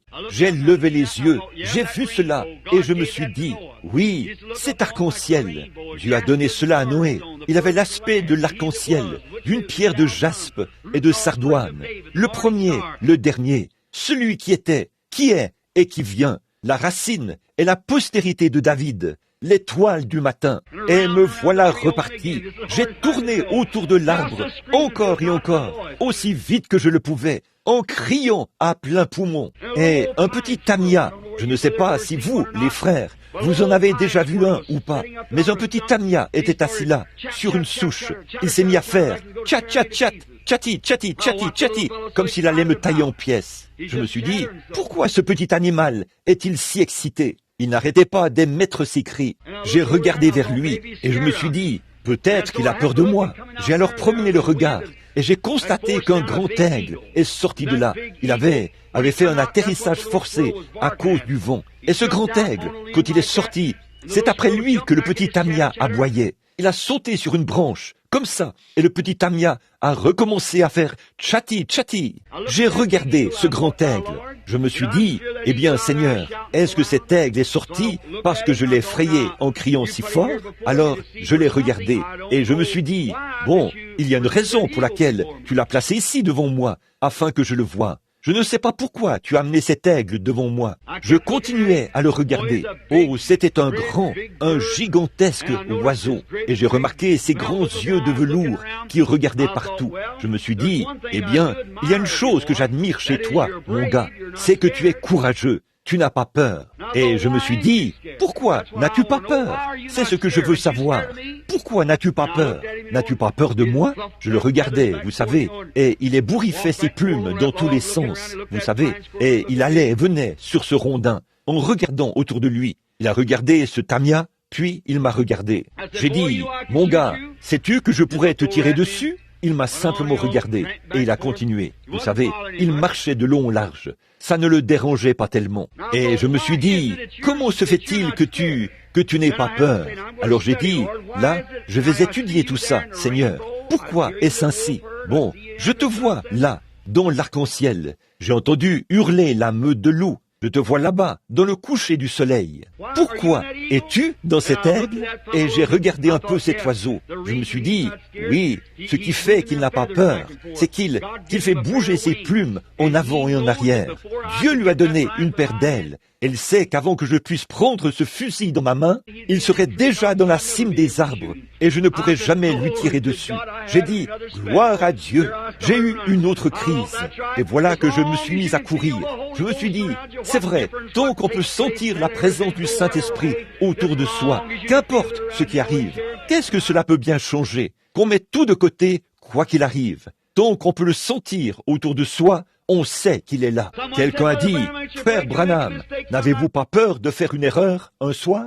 J'ai dit, non, pas tant que je sens qu'il est là. Non, monsieur, quand il s'en va, je quitte l'estrade. Mais tant qu'il est là, j'ai observé cet oiseau pendant quelques minutes. Je m'écarte un peu de mon sujet là. Mais je veux vous dire ceci, alors que je l'observais un peu, au bout d'un moment, il en a eu assez d'écouter ce petit Tamia faire tchati, tchati, tchati, tchati. Alors, il a simplement fait un grand saut, comme ça, en quelques battements d'ailes. Il était là-haut, au-dessus de la cime des arbres, et il n'a plus du tout battu des ailes. Il savait simplement comment déployer ses ailes. Et je l'observais. Chaque fois que le vent soufflait, il montait. Chaque fois que le vent soufflait, il montait. Il a simplement continué à monter plus haut, plus haut, plus haut et plus haut, jusqu'à ce qu'il devienne un petit point. Je me suis tenu là et j'ai crié à plein poumon. J'ai dit, oui Seigneur, c'est ça, c'est ça. Il ne s'agit pas de sauter pour se joindre aux méthodistes, revenir chez les baptistes et repartir chez les presbytériens, puis chez les pentecôtistes, chez les assemblées, chez les unitaires, faire le tour comme ça. Il s'agit simplement de déployer ses ailes. Alléluia! C'est ça. Il ne s'agit pas de courir d'une réunion de guérison à l'autre. Il ne s'agit pas de courir d'un cabinet de médecin à l'autre. Il s'agit de savoir comment déployer vos ailes de la foi, de la puissance du Saint-Esprit. Chaque fois qu'il arrive, montez sur lui et élevez-vous jusqu'à ce que vous puissiez quitter ce vieux tchati, tchati, tchati attaché à la terre. Cette vieille bande de gens qui disent « Les jours des miracles sont passés ». Eh, ça c'était pour les gens d'autrefois. Élevez-vous au-dessus de ça. Chaque fois qu'il y a une vague du Saint-Esprit, accrochez-y vos ailes et montez hors de vue. Continuez à monter dans les cieux du ciel. Laissez ce vieil intel qui est attaché à la terre rester là et dire « Eh bien, je crois que les jours des miracles sont passés. Je crois que ces gens qui pensent de la sorte sont complètement détraqués. » Élevez-vous simplement au-dessus de cela. Amen. Ne faites pas des bonds et des sauts. Déployez simplement vos ailes. Laissez le Saint-Esprit vous élever. Vous élever, vous élever. Continuez simplement à monter jusqu'à ce que vous soyez hors de vue. Oui, un jour, là-bas, je faisais le rassemblement du bétail. J'ai remarqué aucune chose au sujet d'un aigle ou une autre chose au sujet d'un aigle. Une vieille mère aigle, quand elle fait son nid, elle le fait avec des branchages et tout. Et ça sent mauvais tout autour de cela. Alors, quand les aiglons apprennent à voler, j'avais remarqué, j'ai attaché les rênes de mon cheval à une branche, et je me suis approché. J'observais avec des jumelles. J'ai vu cette vieille maman aigle, tout là-haut. Elle faisait quelque chose. Elle battait des ailes, là-bas dans les airs. J'ai braqué mes jumelles sur elle et je l'ai observée parce que nous conduisions le bétail. J'ai regardé là-haut et je l'ai vue. Elle faisait sortir ses petits. Et là, elle n'arrêtait pas de déplacer ses petits en les poussant encore et encore. Au bout d'un moment, elle les a tous fait monter sur ses ailes et elle les a sortis de ce vieux nid qui sentait mauvais. Elle est descendue dans la vallée, puis elle est tendu ses grandes ailes sur le sol, comme ça. Et quand elle a fait, tous ces aiglons sont descendus et se sont mis à marcher autour, là. C'était la toute première fois qu'ils posaient les pattes sur de l'herbe. Oh, comme ils passaient des moments merveilleux. J'ai dit, Seigneur, si ce n'est pas là un réveil du Saint-Esprit à l'ancienne mode, je n'en ai jamais vu un de toute ma vie. C'est vrai. J'ai dit, regarde-les, de ce vieux nid puant, là-haut, vous savez, où il y avait de la puanteur, des ronces et tout. C'est la manière de Dieu de faire les choses. Il vous porte sur les ailes d'un aigle et vous emmène hors des vieilles choses puantes du monde, dans ce lieu où tout est possible et vous êtes libre au possible. Amen. Puis j'ai remarqué qu'il courait ça et là.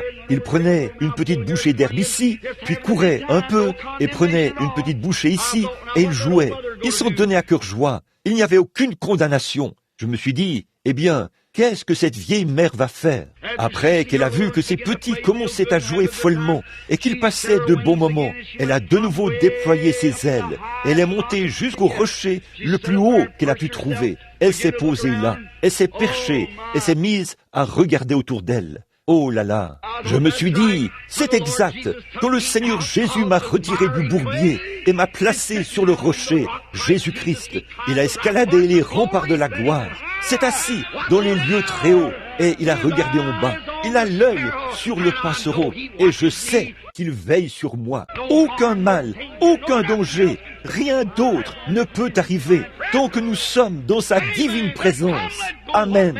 Advienne que pourra. Même la mort elle-même a perdu son aiguillon, car il se tient là-bas, dans la gloire ce soir. Ses yeux observent cette réunion pour voir exactement ce qui va arriver, pendant que ses petits se rassemblent autour du trône de Dieu. Ils se réjouissent dans la parole de Dieu et poussent des cris dans la présence de Dieu. Oh là là, sans le moindre souci du monde.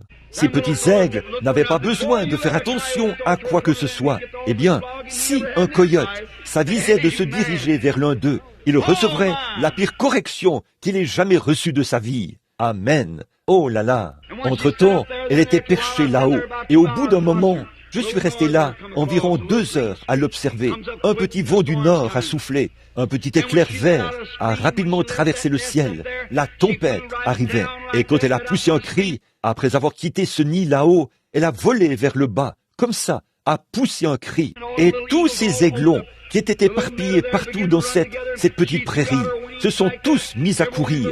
Elle a déployé ses ailes comme ça. Chacun de ces aiglons a simplement couru et a sauté sur son aile et accroché une plume avec son petit bec comme ça. Elle a levé ses grandes et puissantes ailes, tandis que cette tempête descendait de la colline en hurlant à 100 km à l'heure. Elle s'est dirigée vers le rocher aussi vite que possible et les a mis à l'abri. Je me suis dit, oui, un de ces jours, un cri retentira d'en haut. Le Seigneur Jésus viendra déployer ses grandes ailes et tous ces petits sauteront sur les bras de la vieille croix rugueuse. Et nous serons emportés et mis à l'abri au jour de sa venue, jusqu'à ce que la tempête de la vie soit passée. Oh, quelle merveille! Si on observe Dieu dans sa nature. David avait vu cela et il savait que Dieu existait et que Dieu apporterait la délivrance. Il avait vu Dieu dans sa nature. Aussi a-t-il dit, « Donne-moi cette petite fronde. J'ai déjà éprouvé cela. La seule chose que je connaisse, c'est cette fronde. » Et ça, c'est tout ce qu'un croyant connaît. C'est que Dieu l'a dit. Et ça, c'est la vieille fronde. En tout temps, je mettrai ma confiance en cela contre tout ce que le diable peut présenter. Amen. C'est la parole de Dieu. La parole de Dieu seule vaincra Satan en tout lieu, en tout temps, dans n'importe quelle condition. Si un homme ou une femme ose la prendre Dieu au mot. Amen. Et je peux le voir à ce moment-là, alors qu'il a dit, eh bien, vas-y, que le Seigneur soit avec toi. Il est allé là-bas, dans la vieille vallée, à chercher et à trouver 5 petites pierres qu'il a mises dans son petit sac.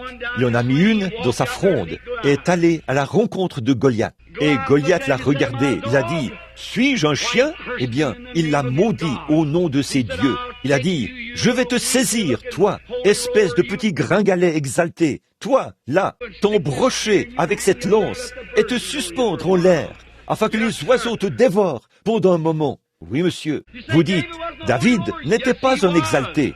Oui, il l'était, ce que vous appelez un exalté. Quand l'arche de l'Éternel était sur le point d'entrer, il est sorti et a dansé devant l'arche de toute sa force, et sa femme s'est moquée de lui. Il a dit, tu n'aimes pas ça? Regarde bien ceci. Et le voilà qui est reparti à danser encore, et encore, et encore, et encore, autour de l'arche. Si ça, ce n'est pas un exalté contemporain, alors je n'en ai jamais vu un de ma vie. Bien sûr qu'il en était un. Amen. Quelqu'un a dit, frère Branham, vous avez un peu de ça, là, cette nouvelle sorte de religion, n'est-ce pas? J'ai dit, non, j'ai une bonne dose de l'ancienne. Amen. Il a dit, je veux dire, cette religion où on pousse des cris. J'ai dit, c'est la plus ancienne religion jamais connue. J'ai dit, Dieu a demandé à Job, où étais-tu quand je fondais les mondes, alors que les étoiles du matin éclataient en chants d'allégresse, et que les fils de Dieu poussaient des cris de joie, 10 000 ans avant même que le monde soit formé. Amen. Vous allez me traiter d'exalté de toute façon. Alors, autant vous préparer et vous y habituer. Remarquez, frère, permettez-moi de vous dire quelque chose. David savait, et il a enroulé sa vieille fronde. Il s'est avancé là et a dit, tu marches contre moi en Philistin, au nom d'un Philistin, avec une armure et une lance. Mais moi, je marche contre toi, au nom de l'Éternel, le Dieu d'Israël. Cette armée que tu as insultée. Et il a dit, aujourd'hui, je donnerai ton cadavre aux oiseaux et aux animaux des champs, et je prendrai la chair de tous ces Philistins. Puis ce gars-là, s'est lancé à sa poursuite. Maintenant, regardez David, lorsqu'il a franchi ce petit torrent en courant, qu'il a traversé pour aller à sa rencontre. Et là, qu'avait-il dans la main? Voici ce que David avait. Il avait 5 pierres, F-O-I-F-A-I-T-H en anglais, dont 5 doigts enroulés autour de J-E-S-U-S. Et voici qu'il avançait, 5 pierres, dont 5 doigts, la foi dans le Seigneur Jésus. Et cette pierre s'est dirigée directement vers le crâne de ce vieux géant. Et David l'a terrassé et lui a coupé la tête. Et à ce moment-là, il a regardé autour de lui. Tous les autres ont vu ce qui était arrivé. Ils ont pris courage, ont tiré leur épée et se sont mis à se battre contre les Philistins jusqu'à la muraille. Et ils les ont abattus. Il y a quelques années, au début, que j'ai commencé, il n'y avait pratiquement personne qui prêchait sur la guérison divine. Lorsqu'ils ont vu le sénateur Abchan et beaucoup d'autres être guéris, je vous le dis, les presbytériens, les méthodistes, les assemblées de Dieu et tous les autres, ils s'en sont trouvés un. Et les autres s'en sont trouvés un. L'Église de Dieu s'en est trouvé un, Oral Roberts, et l'autre a trouvé quelqu'un d'autre. Et frères, nous taillons en pièces les Philistins de droite à gauche. Alléluia, parce que chaque cœur prend courage ce soir. Et on n'en a pas encore raconté la moitié, car Jésus-Christ, le Fils de Dieu, a fait la promesse. Qu'y a-t-il dans votre main ce soir? Quoi que vous ayez, utilisez cela pour la gloire de Dieu. Je peux voir un homme là-bas, du nom de Samson. Un jour, il est allé là-bas, et les Philistins y avaient fait un peu de dégâts. Il a attaché des renards queue contre queue, et a fait brûler tout leur blé. Alors, les Israélites sont venus l'attraper et lui ont dit, « Nous devons te livrer aux Philistins. » Ils l'ont emmené là-bas, ils l'ont lié avec des cordes, et l'ont emmené là-bas. Les Philistins s'apprêtaient à le maltraiter, et à ce moment-là, l'Esprit du Seigneur est venu sur lui. Amen. C'est ça qui a fait la différence. Quand il a senti l'Esprit du Seigneur venir sur lui, il n'avait rien dans sa main. Il a regardé, et il y avait là une mâchoire de mulet. Et il a pris cette mâchoire dans sa main et a tué 1000 Philistins. Amen. C'est tout ce qu'il avait. Il n'avait pas à s'avancer là en disant, bon, un instant, je vais apporter cette mâchoire et je vais la tester pour voir si elle résistera à la pression ou pas. Il n'avait pas le temps de penser à toutes ces choses. Il y avait urgence. Les Philistins étaient sur lui. La seule chose qu'il pouvait faire, c'était de ramasser cette mâchoire et de se battre. C'est tout ce qu'il y avait à faire. Et ce soir, vous n'avez pas le temps d'aller ça et là pour essayer de comprendre toutes ces choses. Le réveil sera terminé demain soir. Prenons la parole de Dieu qui est dans votre main et combattons notre ennemi mortel. Amen. Dieu lui a donné la victoire. Il y avait un petit bonhomme là-bas, dans la Bible, du nom de Shamgar. Il se peut même que vous n'ayez jamais remarqué qu'on fait mention de lui dans le livre des juges. Il n'était qu'un petit bonhomme. Présentons-le un peu à travers un petit récit imagé. Je peux le voir là-bas, un pauvre petit homme.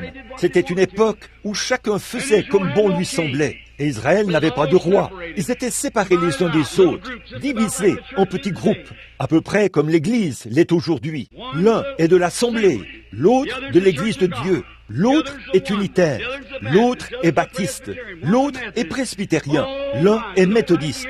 Oh là là, si nous n'aimons pas ce qui se fait ici, nous allons là, et là, et là. Et, oh là là, même moi, je ne comprends pas ça. Et puis, quand ils sont arrivés là-bas, et oh, ce dont ils avaient besoin, c'était tout ce dont ils avaient besoin à ce moment-là, c'était d'une sorte de libération à l'ancienne mode. C'est ce dont nous avons besoin aujourd'hui. Amen. Que l'Église revienne à la foi du Dieu vivant, revienne à la promesse de Dieu, revienne à la gloire de Dieu, revienne à la puissance de Dieu. Shamgar avait préparé toutes ses affaires, son blé, comme il le faisait chaque année. Et à peu près au moment où il avait fini d'amasser ses récoltes, les Philistins venaient là et l'on dépouillait. C'est exactement ainsi que le diable agit. C'est à peu près tout ce que le diable sait faire. Juste au moment où vous avez un peu de courage, ou quelque chose de ce genre, voilà le diable qui arrive et vous l'enlève. C'est vrai, c'est comme le réveil qui accourt en ce moment, à peu près au moment où vous êtes lancé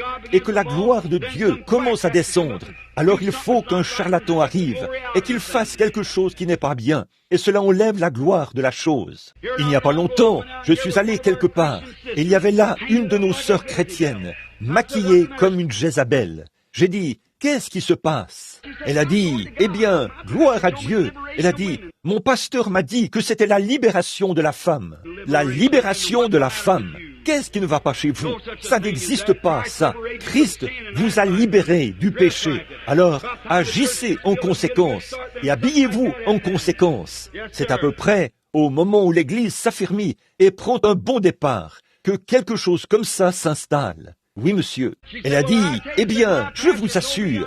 Elle a dit, mon pasteur m'a dit que je pouvais faire tout ça. Et il y avait sur elle assez de peinture pour peindre une grange. Ses doigts donnaient l'impression qu'elle avait mangé du steak cru et que du sang recouvrait ses ongles. Je me suis dit, femme, à mon avis, vous n'avez pas l'air d'une chrétienne. Écoutez, madame, n'allez pas avaler ce genre d'absurdité. Un bon baptême du Saint-Esprit, à l'ancienne mode, fera sortir ça de vous, exactement comme...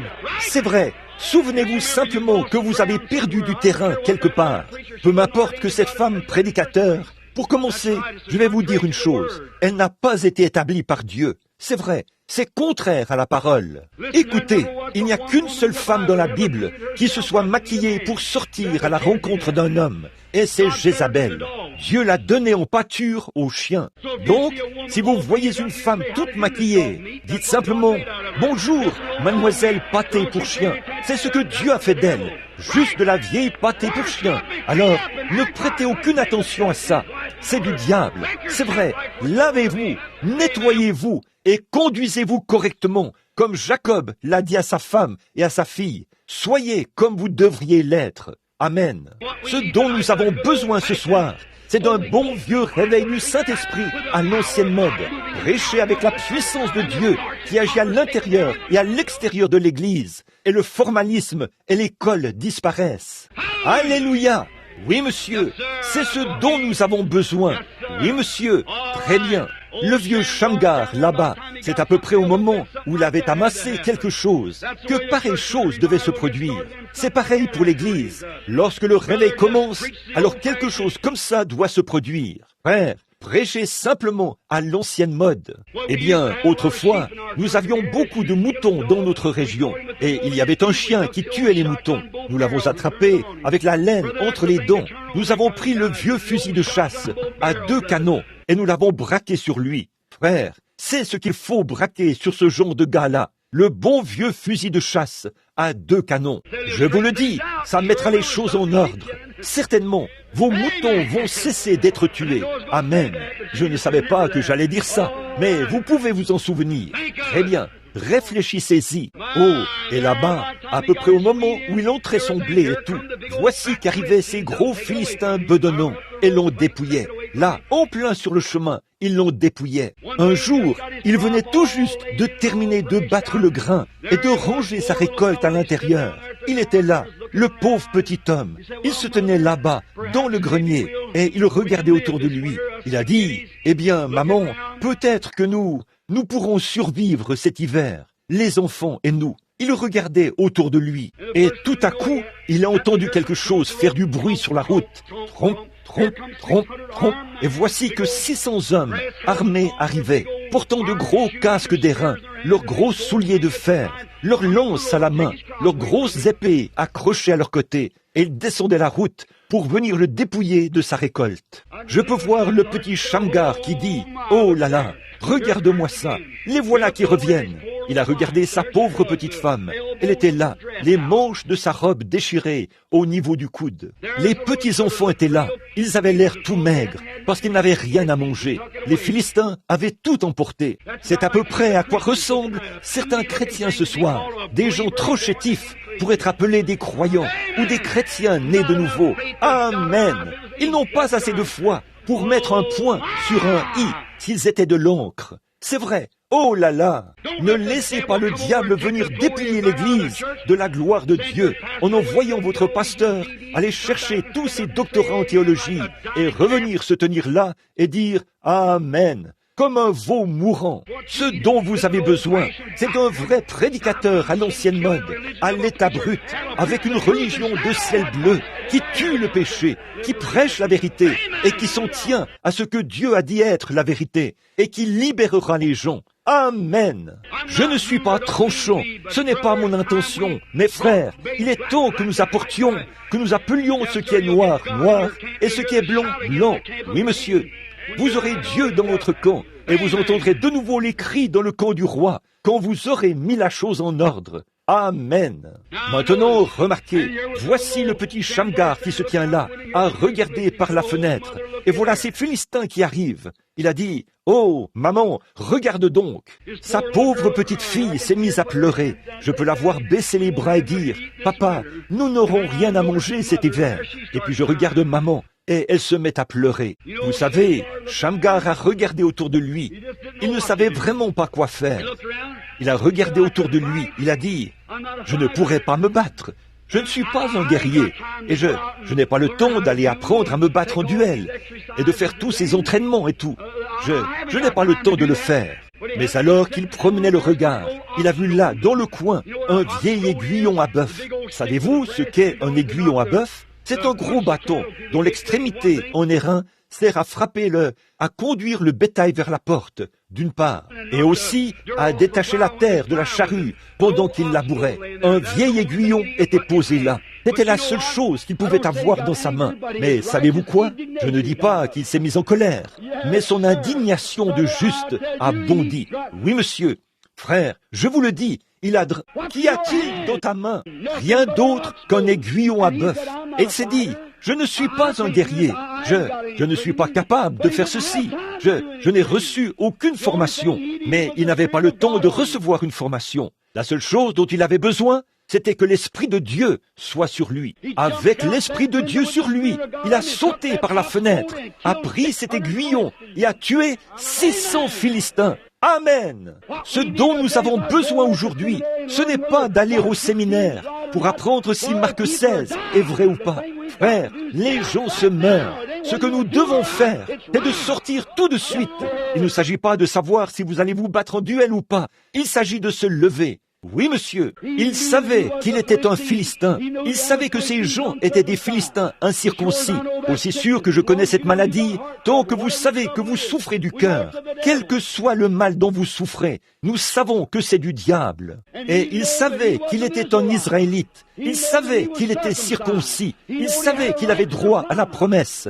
Il savait que Dieu avait promis de le bénir. Alors, il s'est mis en colère par rapport à tout ça. Il a pris l'aiguillon à bœuf et s'est mis à l'œuvre. Ce dont nous avons besoin ce soir, c'est de croire, mon frère, que vous êtes un enfant de Dieu et que vous y avez droit et que la promesse est à vous. Peu importe ce que vous avez dans votre main, prenez cela et allez tuer les démons de part et d'autre. Amen. Et vous verrez que les plumes se mettront à voler, que le diable sera vaincu et que vous en sortirez guéris. Qu'y a-t-il dans votre main? Vous dites, frère Branham, je n'ai rien dans ma main. Vous avez peut-être une carte de prière. Jetez cela par terre et levez-vous au nom de Jésus-Christ. Et dites, je prends Christ comme mon guérisseur ce soir. Alléluia! Il se peut que vous ayez un petit catéchisme sous votre bras et que vous vouliez examiner ce que je dis pour voir si j'ai raison ou pas. Jetez cela et levez-vous au nom de Jésus-Christ. Soyez baptisés du Saint-Esprit et avancez dans le camp. Amen. Oui, monsieur, il se peut que vous ayez un tas de petits credos que vous devez répéter le matin avant d'aller à l'église et les apprendre pour pouvoir les réciter. Jetez cela et recevez un remplissage du Saint-Esprit dans votre cœur. Amen. Laissez tomber cela et prenez ce que vous avez dans votre main. Peu importe ce que vous avez dans votre main, prenez-le et faites de votre mieux avec ça. Pour la gloire de Dieu. Amen. Miséricorde. Voilà, il est presque 22 heures. Prions. Notre Père Céleste, nous n'avons pas grand-chose dans la main, mais, Dieu, il ne s'agit pas de ce que nous avons dans la main, mais de ce que tu peux placer dans notre main. Dieu, nous avons besoin de foi ce soir. Prends ce petit message de ce soir, Seigneur, et mets-le dans le cœur de chaque croyant, et fais-leur savoir que, peu importe combien la personne est faible, Christ est toujours à portée de leurs mains. Et je te prie d'accorder ces bénédictions, de sauver les perdus, de remplir du Saint-Esprit ceux qui sont en dehors de Christ, et reçois la gloire du service. C'est au nom de Jésus que je le demande. Avec vos têtes inclinées, alors que nous faisons cet appel à l'autel pendant un instant, je me demande, je sais que c'est une prédication rugueuse, à l'ancienne mode, qui récure et qui fait tomber les écailles. Ça fera au possible. Mes frères, vous en avez besoin de temps en temps. C'est vrai. Vous en avez besoin. Maintenant, je me demande s'il y a quelqu'un ici, ce soir, non pas avec une histoire pathétique qui fait pleurer et tout ça. Écoutez, plus de gens seront séduits par ce genre de choses que par tout ce que je connais. Je ne vais pas au ciel parce que ma mère y est allée. J'y vais parce que Jésus-Christ est mort pour faire en sorte que je puisse y aller. Je veux voir ma mère, ça c'est certain. Mais il faut que je vienne à Christ, pas parce que ma mère y est allée, mais parce que je viens en tant que pécheur, que je confesse mon péché et que j'accepte la voie pourvue par Dieu. C'est vrai. Maintenant, ce soir, est-ce que vous dites, prédicateur, je suis un pécheur et je veux que vous pensiez à moi dans la prière. Je lève la main vers vous pour vous demander de penser à moi dans la prière. Moi, un pécheur. Voulez-vous lever la main ou que vous soyez dans l'auditoire? Que Dieu vous bénisse partout. Oh là là là là. Tout là-haut, au balcon. Y en a-t-il quelque part là-haut? Oui, je vois vos mains. D'un bout à l'autre. Dieu les voit aussi. Certainement. Immédiatement après le service, je veux que vous descendiez ici et que vous fassiez votre confession, que vous donniez votre cœur à Christ et que vous serviez le Seigneur de tout votre cœur. Père Céleste, alors que la soirée avance, de petits enfants malades sont assis là. Je te prie, Dieu bien-aimé, de répandre ta miséricorde dans nos cœurs maintenant même. Puisse ce petit texte, qu'y a-t-il dans ta main? Pour Moïse, rien qu'un bâton sec. Pour David, rien que 2 petites lanières attachées à une bande de cuir, une fronde. Pour Samson, rien que l'os desséché d'une mâchoire de mulet. Oh Dieu! Shamgar, rien qu'un aiguillon à bœuf dans sa main, un bâton doté d'un petit morceau d'airain à son extrémité. Et il a tué 600 Philistins. Il n'était ni un soldat, ni un guerrier, mais un homme qui était dans l'alliance. Ô Père Céleste, ne veux-tu pas ce soir, Seigneur, prendre chacun dans ta main, accorde-le Seigneur, et ouvre leur cœur à la foi, et fais que ton Saint-Esprit accomplisse une infinie abondance de choses ce soir, Seigneur, alors qu'ils sont dans l'attente. Hier soir, j'étais si heureux de te voir rendre la vue aux aveugles et l'ouïe aux sourds et voir les pécheurs venir à toi. Et, ô Dieu, toutes ces grandes choses que tu as faites, les paralysés, les déformés, ont quitté leur fauteuil et se sont mis à marcher au nom du Seigneur. Ô Seigneur Dieu, tu es grand. Et nous te remercions pour cela. Et nous te prions ce soir de sauver chacun de ceux qui ont levé la main. Puisse-ils ne jamais être perdus, mais que ce soir soit le soir où ils te recevront. Il y en a littéralement 100 ou 200 qui ont levé la main. Et je te prie de sauver chacun d'eux à cause de Jésus, car c'est en son nom que nous le demandons. Amen. Ils ont envoyé 1 million de Bibles à ces Juifs. Ils viennent de là-bas, en Iran, là, Iran, Irak, de ces pays-là. Vous le lisez, l'avez lu dans ces magazines, qu'on a ramené des millions de Juifs. Nous avons eu le temps d'aborder l'aspect prophétique. Et ces Juifs qui revenaient, j'ai un film de ces gens au moment de leur retour là-bas, là où cela a été filmé, alors qu'ils descendaient des bateaux, qu'ils descendaient des avions, qu'ils portaient leurs estropiés, leurs boiteux et leurs aveugles. Alors ces gens se sont approchés d'eux, l'homme qui a filmé la scène, frère Argon Bright et les autres. Ils sont attendus ici, à cette série de réunions. Il leur a demandé, il a dit, « Pourquoi revenez-vous tous ? C'est notre patrie. » Il a dit, « C'est pour pouvoir avoir un endroit à vous, afin de mourir dans votre patrie ?» Ils ont dit, « Non, nous revenons pour voir le Messie. » Oh, vous qui enseignez la prophétie, si seulement vous saviez ce que cela signifiait. Une fois que cet évangile passera des gens des nations aux Juifs, c'en est fini des gens des nations. C'est le temps de la fin. Alors, on leur a donné des Bibles. On en a envoyé 1 million là-bas. Ces Juifs se sont mis à lire ces testaments. Ils l'ont lu. Ils n'avaient jamais su que Jésus avait été sur la terre. Ils n'avaient jamais entendu parler de ça. Ils vivaient là-bas depuis le temps de la déportation à Babylone, la captivité. Et ils ont dit, si ce Jésus est le Messie, comme vous l'appelez, que nous le voyons accomplir le signe du prophète, comme il l'a fait ici dans cette Bible, et nous l'accepterons. Nous l'accepterons tous. S'il vient accomplir le signe du prophète, nous l'accepterons. Frère, oh là là, il y a quelques semaines, j'étais à quelques centaines de kilomètres de là, mais le Saint-Esprit m'a donné cet ordre. Pas encore. Oh, comme j'aimerais me placer devant quelques millions d'entre eux et dire, je relève ce défi au nom du Seigneur Jésus et voyons s'il n'accomplira pas le signe du prophète. Combien d'entre vous ici l'accepteront à ce même endroit comme leur sauveur personnel? Et une fois qu'il l'aurait fait, je dirais, c'est à ce même endroit que vos pères du début ont reçu le baptême du Saint-Esprit et les mêmes miracles que Jésus a opérés se répéteront exactement comme vous l'avez lu dans la Bible. Ils ne veulent pas avoir. Leur Dieu est un Dieu puissant. Leur Dieu ne meurt pas. Il est le même hier, aujourd'hui et éternellement. Et ils croient cela. Remarquez, quand Jésus était ici sur terre, il ne prétendait pas être un guérisseur. Bien des gens sont venus à lui et n'ont pas été guéris. Il se peut qu'on les conduise vers les morts bien des fois. J'imagine qu'il y en a des milliers qui sont morts pendant qu'il était ici sur terre. Il n'a ressuscité que 3 personnes. C'est une confirmation. Il est passé par la piscine de Bethesda, où étaient couchés des estropiés, des boiteux, des aveugles, des paralytiques. Et il n'a guéri qu'un seul d'entre eux. Il est allé vers un homme qui était couché sur une paillasse et l'a guéri. Puis il est parti, laissant les autres couchés là. Un homme rempli de vertu, rempli de foi, Dieu lui-même, Emmanuel, ici sur la terre, habitant parmi nous. Il a dit, je ne fais rien de moi-même.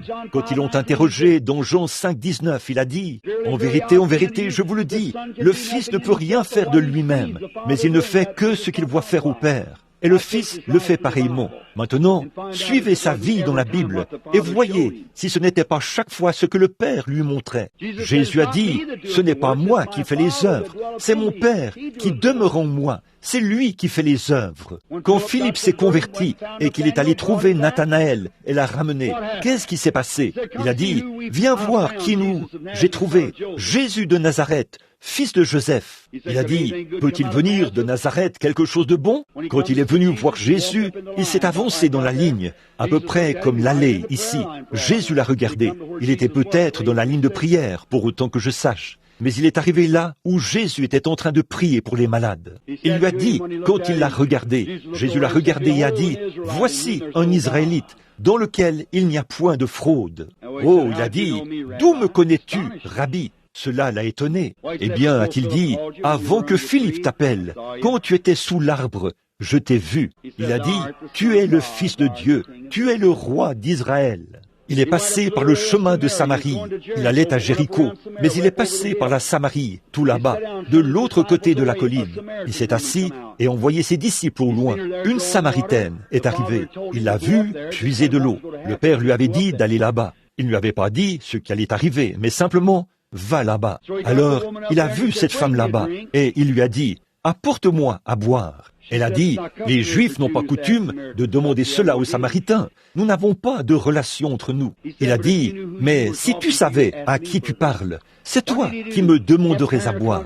Qu'est-ce qu'il a fait? Il a continué à mener la conversation jusqu'à ce qu'il saisisse son esprit. Et une fois qu'il a saisi son esprit, qu'il a vu ce qui n'allait pas chez elle, il lui a dit, va chercher ton mari. Elle a dit, je n'en ai pas. Il a dit, tu as raison de le dire, car tu en as eu 5. Et celui que tu as maintenant n'est pas le tien. Elle a dit, je vois que tu es prophète. Elle a dit, bon, je sais que quand le Messie viendra, il fera ces choses. Mais toi, qui es-tu? Il a dit, je le suis, moi qui te parle. Elle est partie en courant vers la ville et a dit, venez voir un homme qui m'a dit tout ce que j'ai fait. Ne serait-ce pas le Messie? Maintenant, si ce Jésus est le même Jésus aujourd'hui, il serait capable de faire la même chose aujourd'hui. Et selon ce que Dieu révèle, il est capable de faire la même chose. Pas vrai? Maintenant, regardez, hier soir, il y avait des hommes et des femmes ici, dans cette rangée-ci, qui étaient paralysés et assis dans des fauteuils roulants. Ce soir, ils sont là-bas, au milieu de l'assemblée, ou peu importe où ils sont, et ils marchent. Pourquoi? Jésus-Christ. Des hommes, des femmes sont venus sur l'estrade avec du péché dans leur vie. Le Saint-Esprit est descendu et leur a dit exactement ce qu'il en était et ce qu'ils devaient faire. Ils ont été guéris alors qu'ils se tenaient là sur l'estrade et ils ont donné leur cœur à Christ. Si ça, ce n'est pas Jésus-Christ de la Bible, alors je ne connais pas la Bible. Qu'en pensez-vous, vous les ministres? Est-ce que ça ressemble au Christ de la Bible? Eh bien, ce n'est pas l'homme, c'est Christ. Maintenant, s'il revient ici ce soir et qu'il fait la même chose qu'il faisait quand il était ici sur la terre, alors l'accepterez-vous comme sauveur, comme guérisseur, et croirez-vous en lui de tout votre cœur? Si oui, voulez-vous lever la main? Que Dieu vous bénisse. Notre Père Céleste, eh bien ça, c'est tout ce que je sais faire. Le reste dépend de toi, mon cher Sauveur bien-aimé, et je te prie d'accorder les bénédictions par le nom de Jésus. Amen. Bon, nous avons récupéré toutes les cartes de prière hier soir. Je crois qu'ils en ont distribué de nouvelles aujourd'hui. Qui le jeune homme, je l'ai vu là il y a quelques instants, et qu'elle était les O. Très bien. Alors commençons par en mettre quelques-uns en ligne. Qui a le numéro 1? Les O. Regardez votre carte de prière et vous verrez ce qui est écrit dessus. Si c'est vous qui l'avez, vous pouvez avancer. Est-ce cette dame ici? Très bien, oui. Avancez, madame. Juste ici. C'est un peu difficile. Je vais probablement devoir en appeler juste un ou deux. Qui a O, numéro 2? Voudriez-vous lever la main? Vous qui avez le numéro 2. C'est cette dame là-bas. Voudriez-vous venir, madame, s'il vous plaît? Qui a O, numéro 3? Voudriez-vous lever la main? La personne qui a O, numéro 3. Voudriez-vous lever la main? Là, au fond, monsieur. Désolé. Très bien. Voudriez-vous vous avancer? Numéro 2 et numéro 3. Maintenant, numéro 4. Qui a O, numéro 4. Voudriez-vous lever la main? C'est vous, monsieur? Voudriez-vous venir ici? Très bien. Numéro 5. Qui a O, numéro 5. C'est vous qui l'avez, madame? Voudriez-vous venir ici? Numéro 6. Qui a le numéro 6. Voudriez-vous lever la main? Numéro 6. Que quelques-uns d'entre vous, les huissiers, viennent ici et ou assistent ceux qui sont ici, dans ces fauteuils. L'un ou l'autre. Excusez-moi. Très bien. C'est très bien. Très bien. Numéro... Où étais-je? 5. Qui? 6. Qui a le numéro 7? La carte de prière numéro 7. Voudriez-vous lever la main tout de 7? C'est cette dame là-bas. 8. Voudriez-vous lever la main rapidement? 8. 9. Voudriez-vous tout de suite lever la main? 9. Très bien. 10. Et maintenant, alors qu'ils se mettent en ligne, maintenant, combien de personnes dans cet auditoire, et même partout, je voudrais vous demander, bon, cette prédication, ça fera à l'ancienne mode, et peut-être rude, au possible, mais frère, c'est tout ce que je connais, c'est ce qui m'a sauvé, et c'est tout ce que je connais. Tout ce que je sais, c'est que je ne veux pas vous offenser, mais je préférerais certainement vous offenser un peu maintenant pour vous amener à vous mettre en règle avec Dieu, puisque je sais que je devrais me tenir là-bas, ce jour-là, et que vous pointeriez votre doigt à mon visage et diriez, « Pourquoi ne m'avez-vous pas dit la vérité ?» Voyez, je préférerais que tout soit bien arrangé maintenant, que tout soit réglé, n'est-ce pas? Maintenant, combien ici n'ont pas de carte de prière et veulent qu'on prie pour eux? Voudriez-vous lever la main? Levez simplement la main. Vous n'avez pas de carte de prière, mais vous croyez quand même que Dieu vous guérira. Que le Seigneur Jésus, dans sa miséricorde, vous bénisse à jamais. Très bien.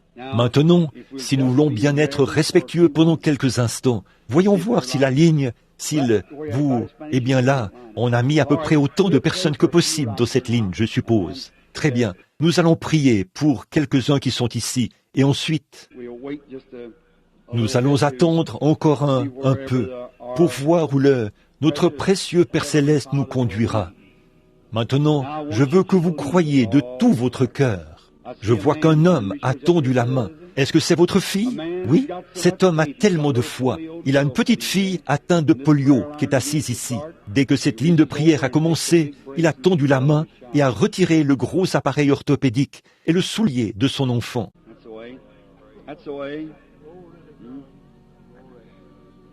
C'est ce qu'il faut faire.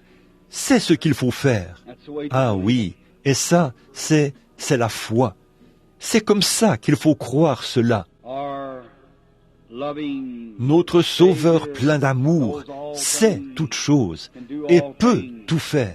Maintenant, ici, dans cette ligne de prière, il n'y a que quelques personnes, et peut-être que nous pourrons en faire venir encore quelques-unes dans un instant. J'aimerais vous demander, à vous qui êtes là, est-ce que vous m'êtes tous inconnus? Vous qui êtes dans la ligne de prière? Si oui, levez la main. Vous m'êtes tous inconnus. M'êtes-vous tous inconnus dans l'auditoire?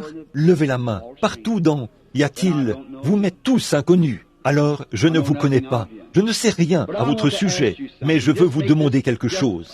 Agissons simplement en prenant exemple sur la Bible. Maintenant, qu'en serait-il si Jésus se tenait ici, vêtu de ce complet qu'il m'a donné? Alors qu'en serait-il s'il se tenait ici? Que ferait-il face à cette situation ce soir? Et si quelqu'un dans l'auditoire venait dire « Jésus, veux-tu me guérir ?»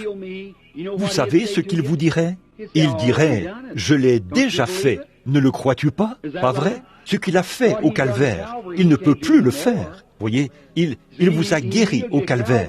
Il vous a sauvé au calvaire. Maintenant, vous dites, j'ai été sauvé il y a 2 ans, frère Branham. Eh bien, vous n'avez pas été sauvé vous avez été sauvé il y a 1900 ans. Vous l'avez accepté il y a 2 ans. Jésus a payé pour vos péchés lorsqu'il est mort au calvaire. Il a payé pour votre maladie lorsqu'il est mort au calvaire.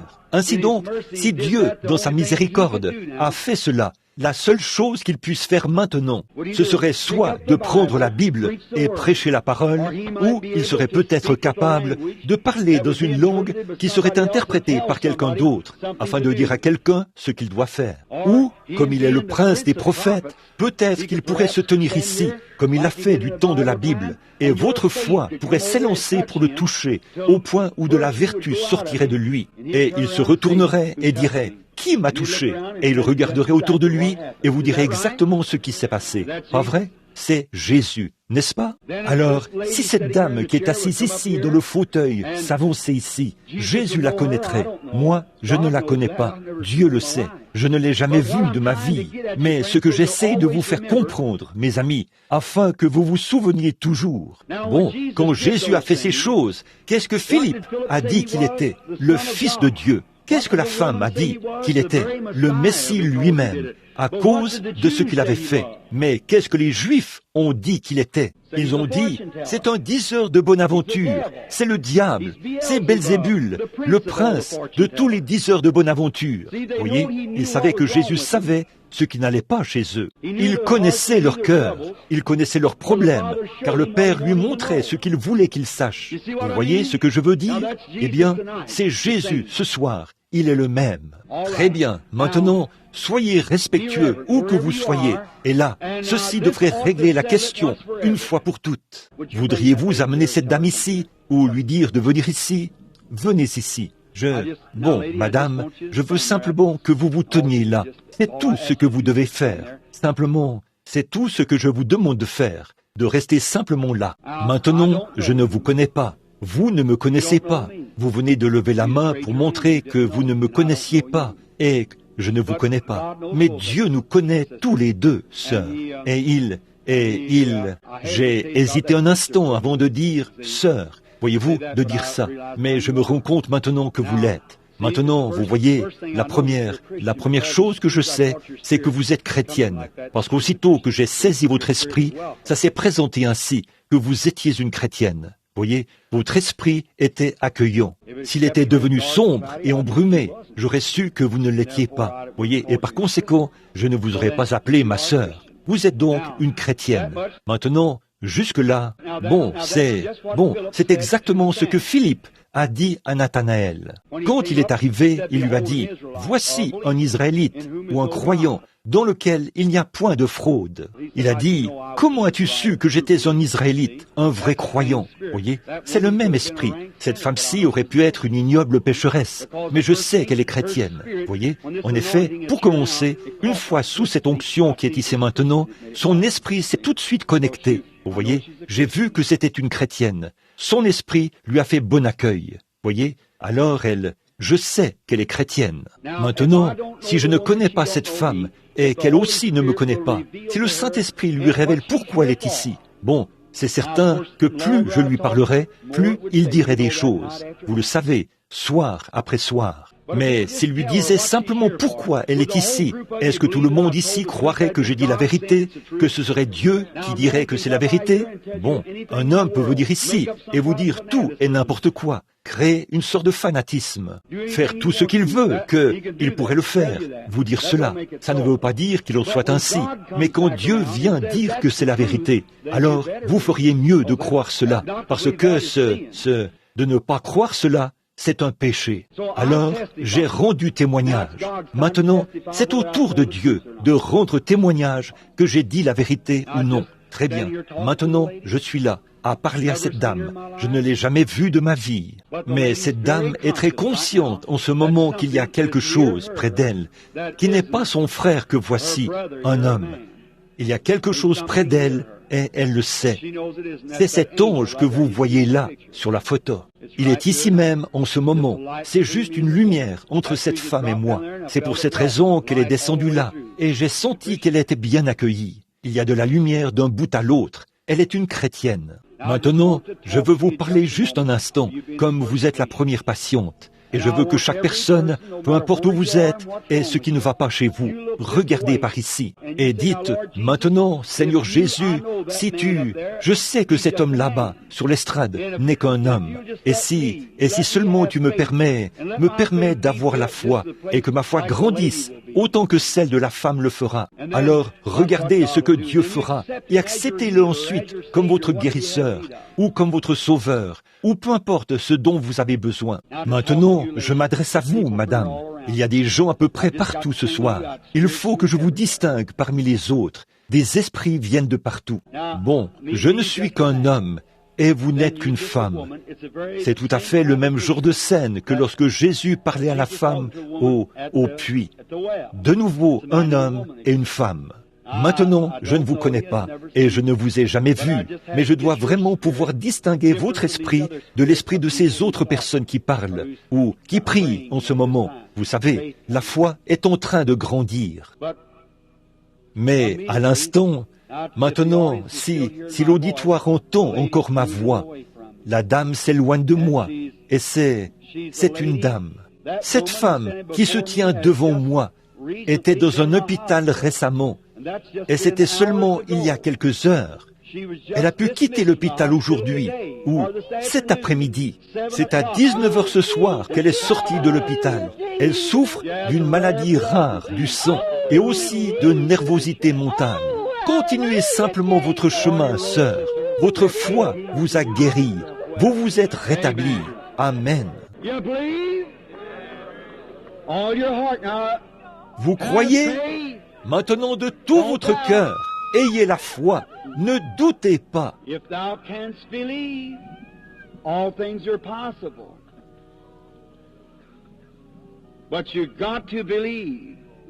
Si tu peux croire, tout est possible, mais vous devez croire.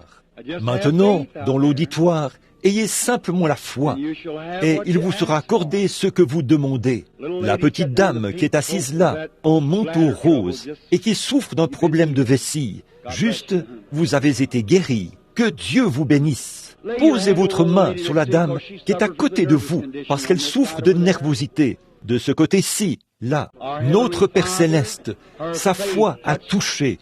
Je me suis affaibli. J'ai vu ta lumière suspendue au-dessus d'elle. Je les déclare guéris au nom de Jésus-Christ, le Fils de Dieu. Amen. Vous voyez, vous n'avez pas besoin de carte de prière. Ayez la foi. Croyez que Dieu a dit la vérité, car il n'est rien d'autre que la vérité. Il est la source de toute vérité. Maintenant, soyez respectueux. Croyez de tout votre cœur. Vous pouvez obtenir ce que vous demandez, si vous croyez cela. Maintenant, est-ce que c'est la patiente? Oui, je ne suis pas hors de moi, mais le monde ne saura jamais, sœur, ce que l'on ressent. Maintenant, est-ce que nous ne nous connaissons pas? Nous sommes des inconnus l'un pour l'autre. Je suis votre frère dans le Seigneur Jésus, et nous sommes ici pour essayer de nous entraider. Si je pouvais vous aider et que je ne le faisais pas, je serais une brute. Si je pouvais vous aider, mais je n'ai rien en moi pour pouvoir vous aider, à moins que Dieu me fasse savoir ce que je dois faire. Alors, s'il me révèle pourquoi vous vous tenez ici, accepterez-vous à ce moment-là que c'est la vérité, qu'il s'agisse des finances ou de quoi que ce soit d'autre? Vous croirez que Dieu s'intéresse à votre cas et qu'il va vous exaucer? Vous le ferez? Que le Seigneur vous l'accorde, c'est ma prière, alors que vous me regardez. Non pas, vous savez, comme Pierre et Jean, qui, lorsqu'ils ont passé par la porte, appelée la Belle, ont dit « Regarde-nous ». Voyez, regarde-nous. Non pas de regarder à eux comme s'ils étaient lui, mais simplement de prêter attention à ce qu'il disait, de saisir l'attraction de l'esprit. Je vois que vous avez des problèmes d'yeux, et je vois un médecin en train de les examiner. Il a aussi consulté un autre homme, et cet homme, ils ne savent pas ce qui ne va pas avec vos yeux. Ils n'arrivent pas à se prononcer, ils n'arrivent pas à déterminer ce que c'est. Et puis, je les vois vous donner une sorte de quelque chose dans l'estomac, ou quelque chose. C'est une descente d'estomac. Vous avez une descente d'estomac. Les médecins ont abandonné votre cas à cet égard. Et vous n'êtes pas de cette ville. Vous venez de cette direction-ci de la route, d'Atlanta. Et le médecin a dit, Mademoiselle Trudy, ou quelque chose comme ça. C'est comme ça qu'il vous a appelé. C'est vrai. Rentrez chez vous maintenant et soyez en bonne santé. Votre foi vous rétablit. Que Dieu vous bénisse. Ayez la foi. Vous êtes le père de l'enfant. Ayez foi en Dieu. Ne doutez pas, mais croyez. Si vous pouvez croire, maintenant, souvenez-vous, ce n'est pas moi. Écoutez bien, ce n'est pas moi. Maintenant, votre attitude à l'égard de cela. Appelez cela comme vous voulez. C'est ce qui déterminera ce que vous en retirerez. Tout dépend de la façon dont vous abordez cela. Une femme a touché son vêtement. La vertu est entrée en elle. L'homme qui l'a giflé et l'a frappé avec un roseau et qui a dit « Prophétise et dis qui t'a frappé ». Il n'y avait aucune vertu pour cela. La petite dame qui est assise juste là, au fond, vous souffrez de problèmes à la tête, n'est-ce pas, madame? Vous qui êtes assise là, en train de me regarder, vous croyez que j'ai... Oui, madame, vous croyez que Jésus vous guérira? Il vous a guéri à l'instant même. Vous en avez souffert pendant longtemps, madame. Cela vous a quitté maintenant. Votre foi vous a guéri. Loué soit le Dieu vivant. Oh, combien nous l'aimons. Combien vous devriez l'aimer. Pendant que le Saint-Esprit agit là, il y a un homme assis juste derrière vous. Il est assis là. Elle souffre d'arthrite. Vous croyez, monsieur, que le Seigneur Jésus va vous rétablir? Vous le croyez? Oui, monsieur. Vous croyez? Très bien, monsieur. Alors, vous pouvez recevoir votre guérison. Que Dieu vous bénisse. Ça vous a un peu surpris, n'est-ce pas? La dame qui est assise là, au fond, en train de prier avec la main levée, elle a un problème de vessie. Elle aussi veut être guérie. Elle est assise tout au fond, en train de me regarder. Vous croyez que Dieu va vous guérir, madame, là, au fond? Très bien. Si vous le croyez, vous pouvez recevoir votre guérison. Amen. N'est-il pas merveilleux? La dame qui est assise juste ici derrière, juste ici, elle est en train de me regarder. Je vois la lumière suspendue juste au-dessus d'elle. Elle n'a pas de carte de prière, mais elle souffre du cœur et d'arthrite. Cette lumière est passée directement de cet homme à elle, en passant par ici. Et maintenant, sœur, si vous voulez croire de tout votre cœur, vous portez des lunettes. Si vous voulez croire, vous pouvez être guéri.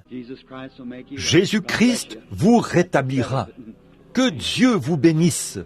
Très bien, c'est réglé. Ah oui, amen. Oh, comme c'est merveilleux. Croyez-vous? Maintenant, ici, on dirait que vous pourriez voir ça, mes amis chrétiens. Voyez-vous cette lumière qui tournoie? Il se tient juste ici. Ça va là-bas sur cette assise juste là. Vous avez des varices. Vous qui êtes assise juste là. Vous croyez que Jésus vous guérira de ces varices? Vous rétablira? Vous croyez cela de tout votre cœur? Si c'est le cas, vous pouvez recevoir votre guérison. Que Dieu vous bénisse. Excusez-moi, monsieur. Vous croyez que je suis son serviteur? Vous êtes venu avec votre bébé. Un petit bébé vraiment mignon. Je ne vous connais pas, vous le savez. Je vous suis totalement inconnu. Je suppose que je ne vous ai jamais vu de ma vie, monsieur. Nous sommes totalement inconnus l'un à l'autre. Mais Dieu nous connaît tous les deux. N'est-ce pas, monsieur? Vous avez votre petit bébé, et je peux voir que ce bébé vient d'être examiné. Et le médecin dit qu'il n'y a aucun espoir pour lui. Ce bébé souffre d'un cancer du sang qu'on appelle la leucémie. C'est vrai, il n'y a aucun espoir nulle part au monde pour ce bébé. Et mon frère, le père de ce bébé, vous avez besoin du Seigneur Jésus-Christ comme votre sauveur, n'est-ce pas? Vous êtes un pécheur. Voulez-vous l'accepter maintenant comme votre sauveur? Voulez-vous lever la main et dire, « Seigneur, je t'accepte ». Maintenant, posez votre main sur votre bébé. Dieu Tout-Puissant, au nom de Jésus-Christ, je réprime maintenant ce démon qui est en train de tuer ce bébé. Puisse le pardon et la grâce être accordés à ce Père, et puisse-t-il repartir et vivre heureux ensemble, au nom de Jésus. Amen. Que Dieu vous bénisse. Vos péchés ont disparu. Ayez foi en Dieu maintenant. Amen.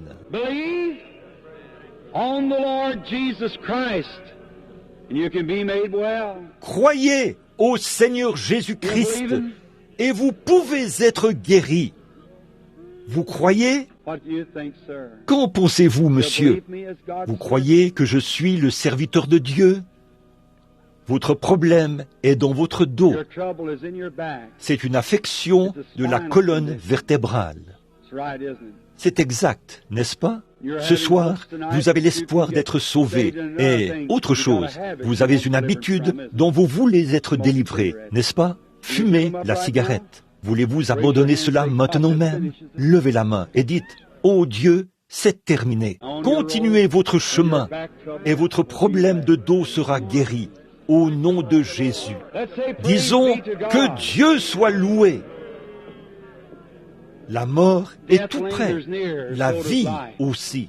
Croyez-vous que Christ peut vous guérir de cet horrible démon? Vous croyez qu'il ôtera ce cancer de vous et vous rétablira? Dieu Tout-Puissant, auteur de la vie, donateur de tout bon don, envoie tes bénédictions sur cette femme et guéris-la. C'est au nom de Jésus que je prie. Satan, je te réprime au nom de Jésus. Amen. Continuez votre chemin en vous réjouissant maintenant. Un instant. Qu'en pensez-vous, monsieur, vous qui êtes assis là, dans ce fauteuil roulant? Croyez-vous? Vous croyez que Jésus va vous rétablir? Ça vous a un peu frappé à l'instant, n'est-ce pas? Vous vous rendez compte qu'il s'est passé quelque chose. Vous croyez que je suis son serviteur? Voulez-vous m'obéir en tant que son prophète? Alors, vous pouvez vous lever de votre fauteuil roulant, le pousser et rentrer chez vous. Jésus-Christ vous rétablira. N'ayez pas peur, croyez. Et vous tous, pendant qu'il se lève de là, vous pouvez faire exactement la même chose. Et voilà, oui monsieur, voulez-vous vous lever? Levez-vous tous, maintenant même. Dieu Tout-Puissant, auteur de la vie, donateur de tout bon don, envoie ton esprit sur ces gens et guéris-les, chacun d'eux. Satan, je te condamne au nom du Seigneur Jésus-Christ. Sors de ces gens.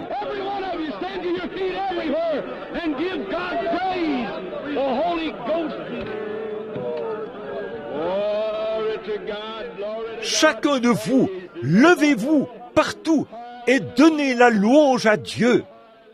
Le Saint-Esprit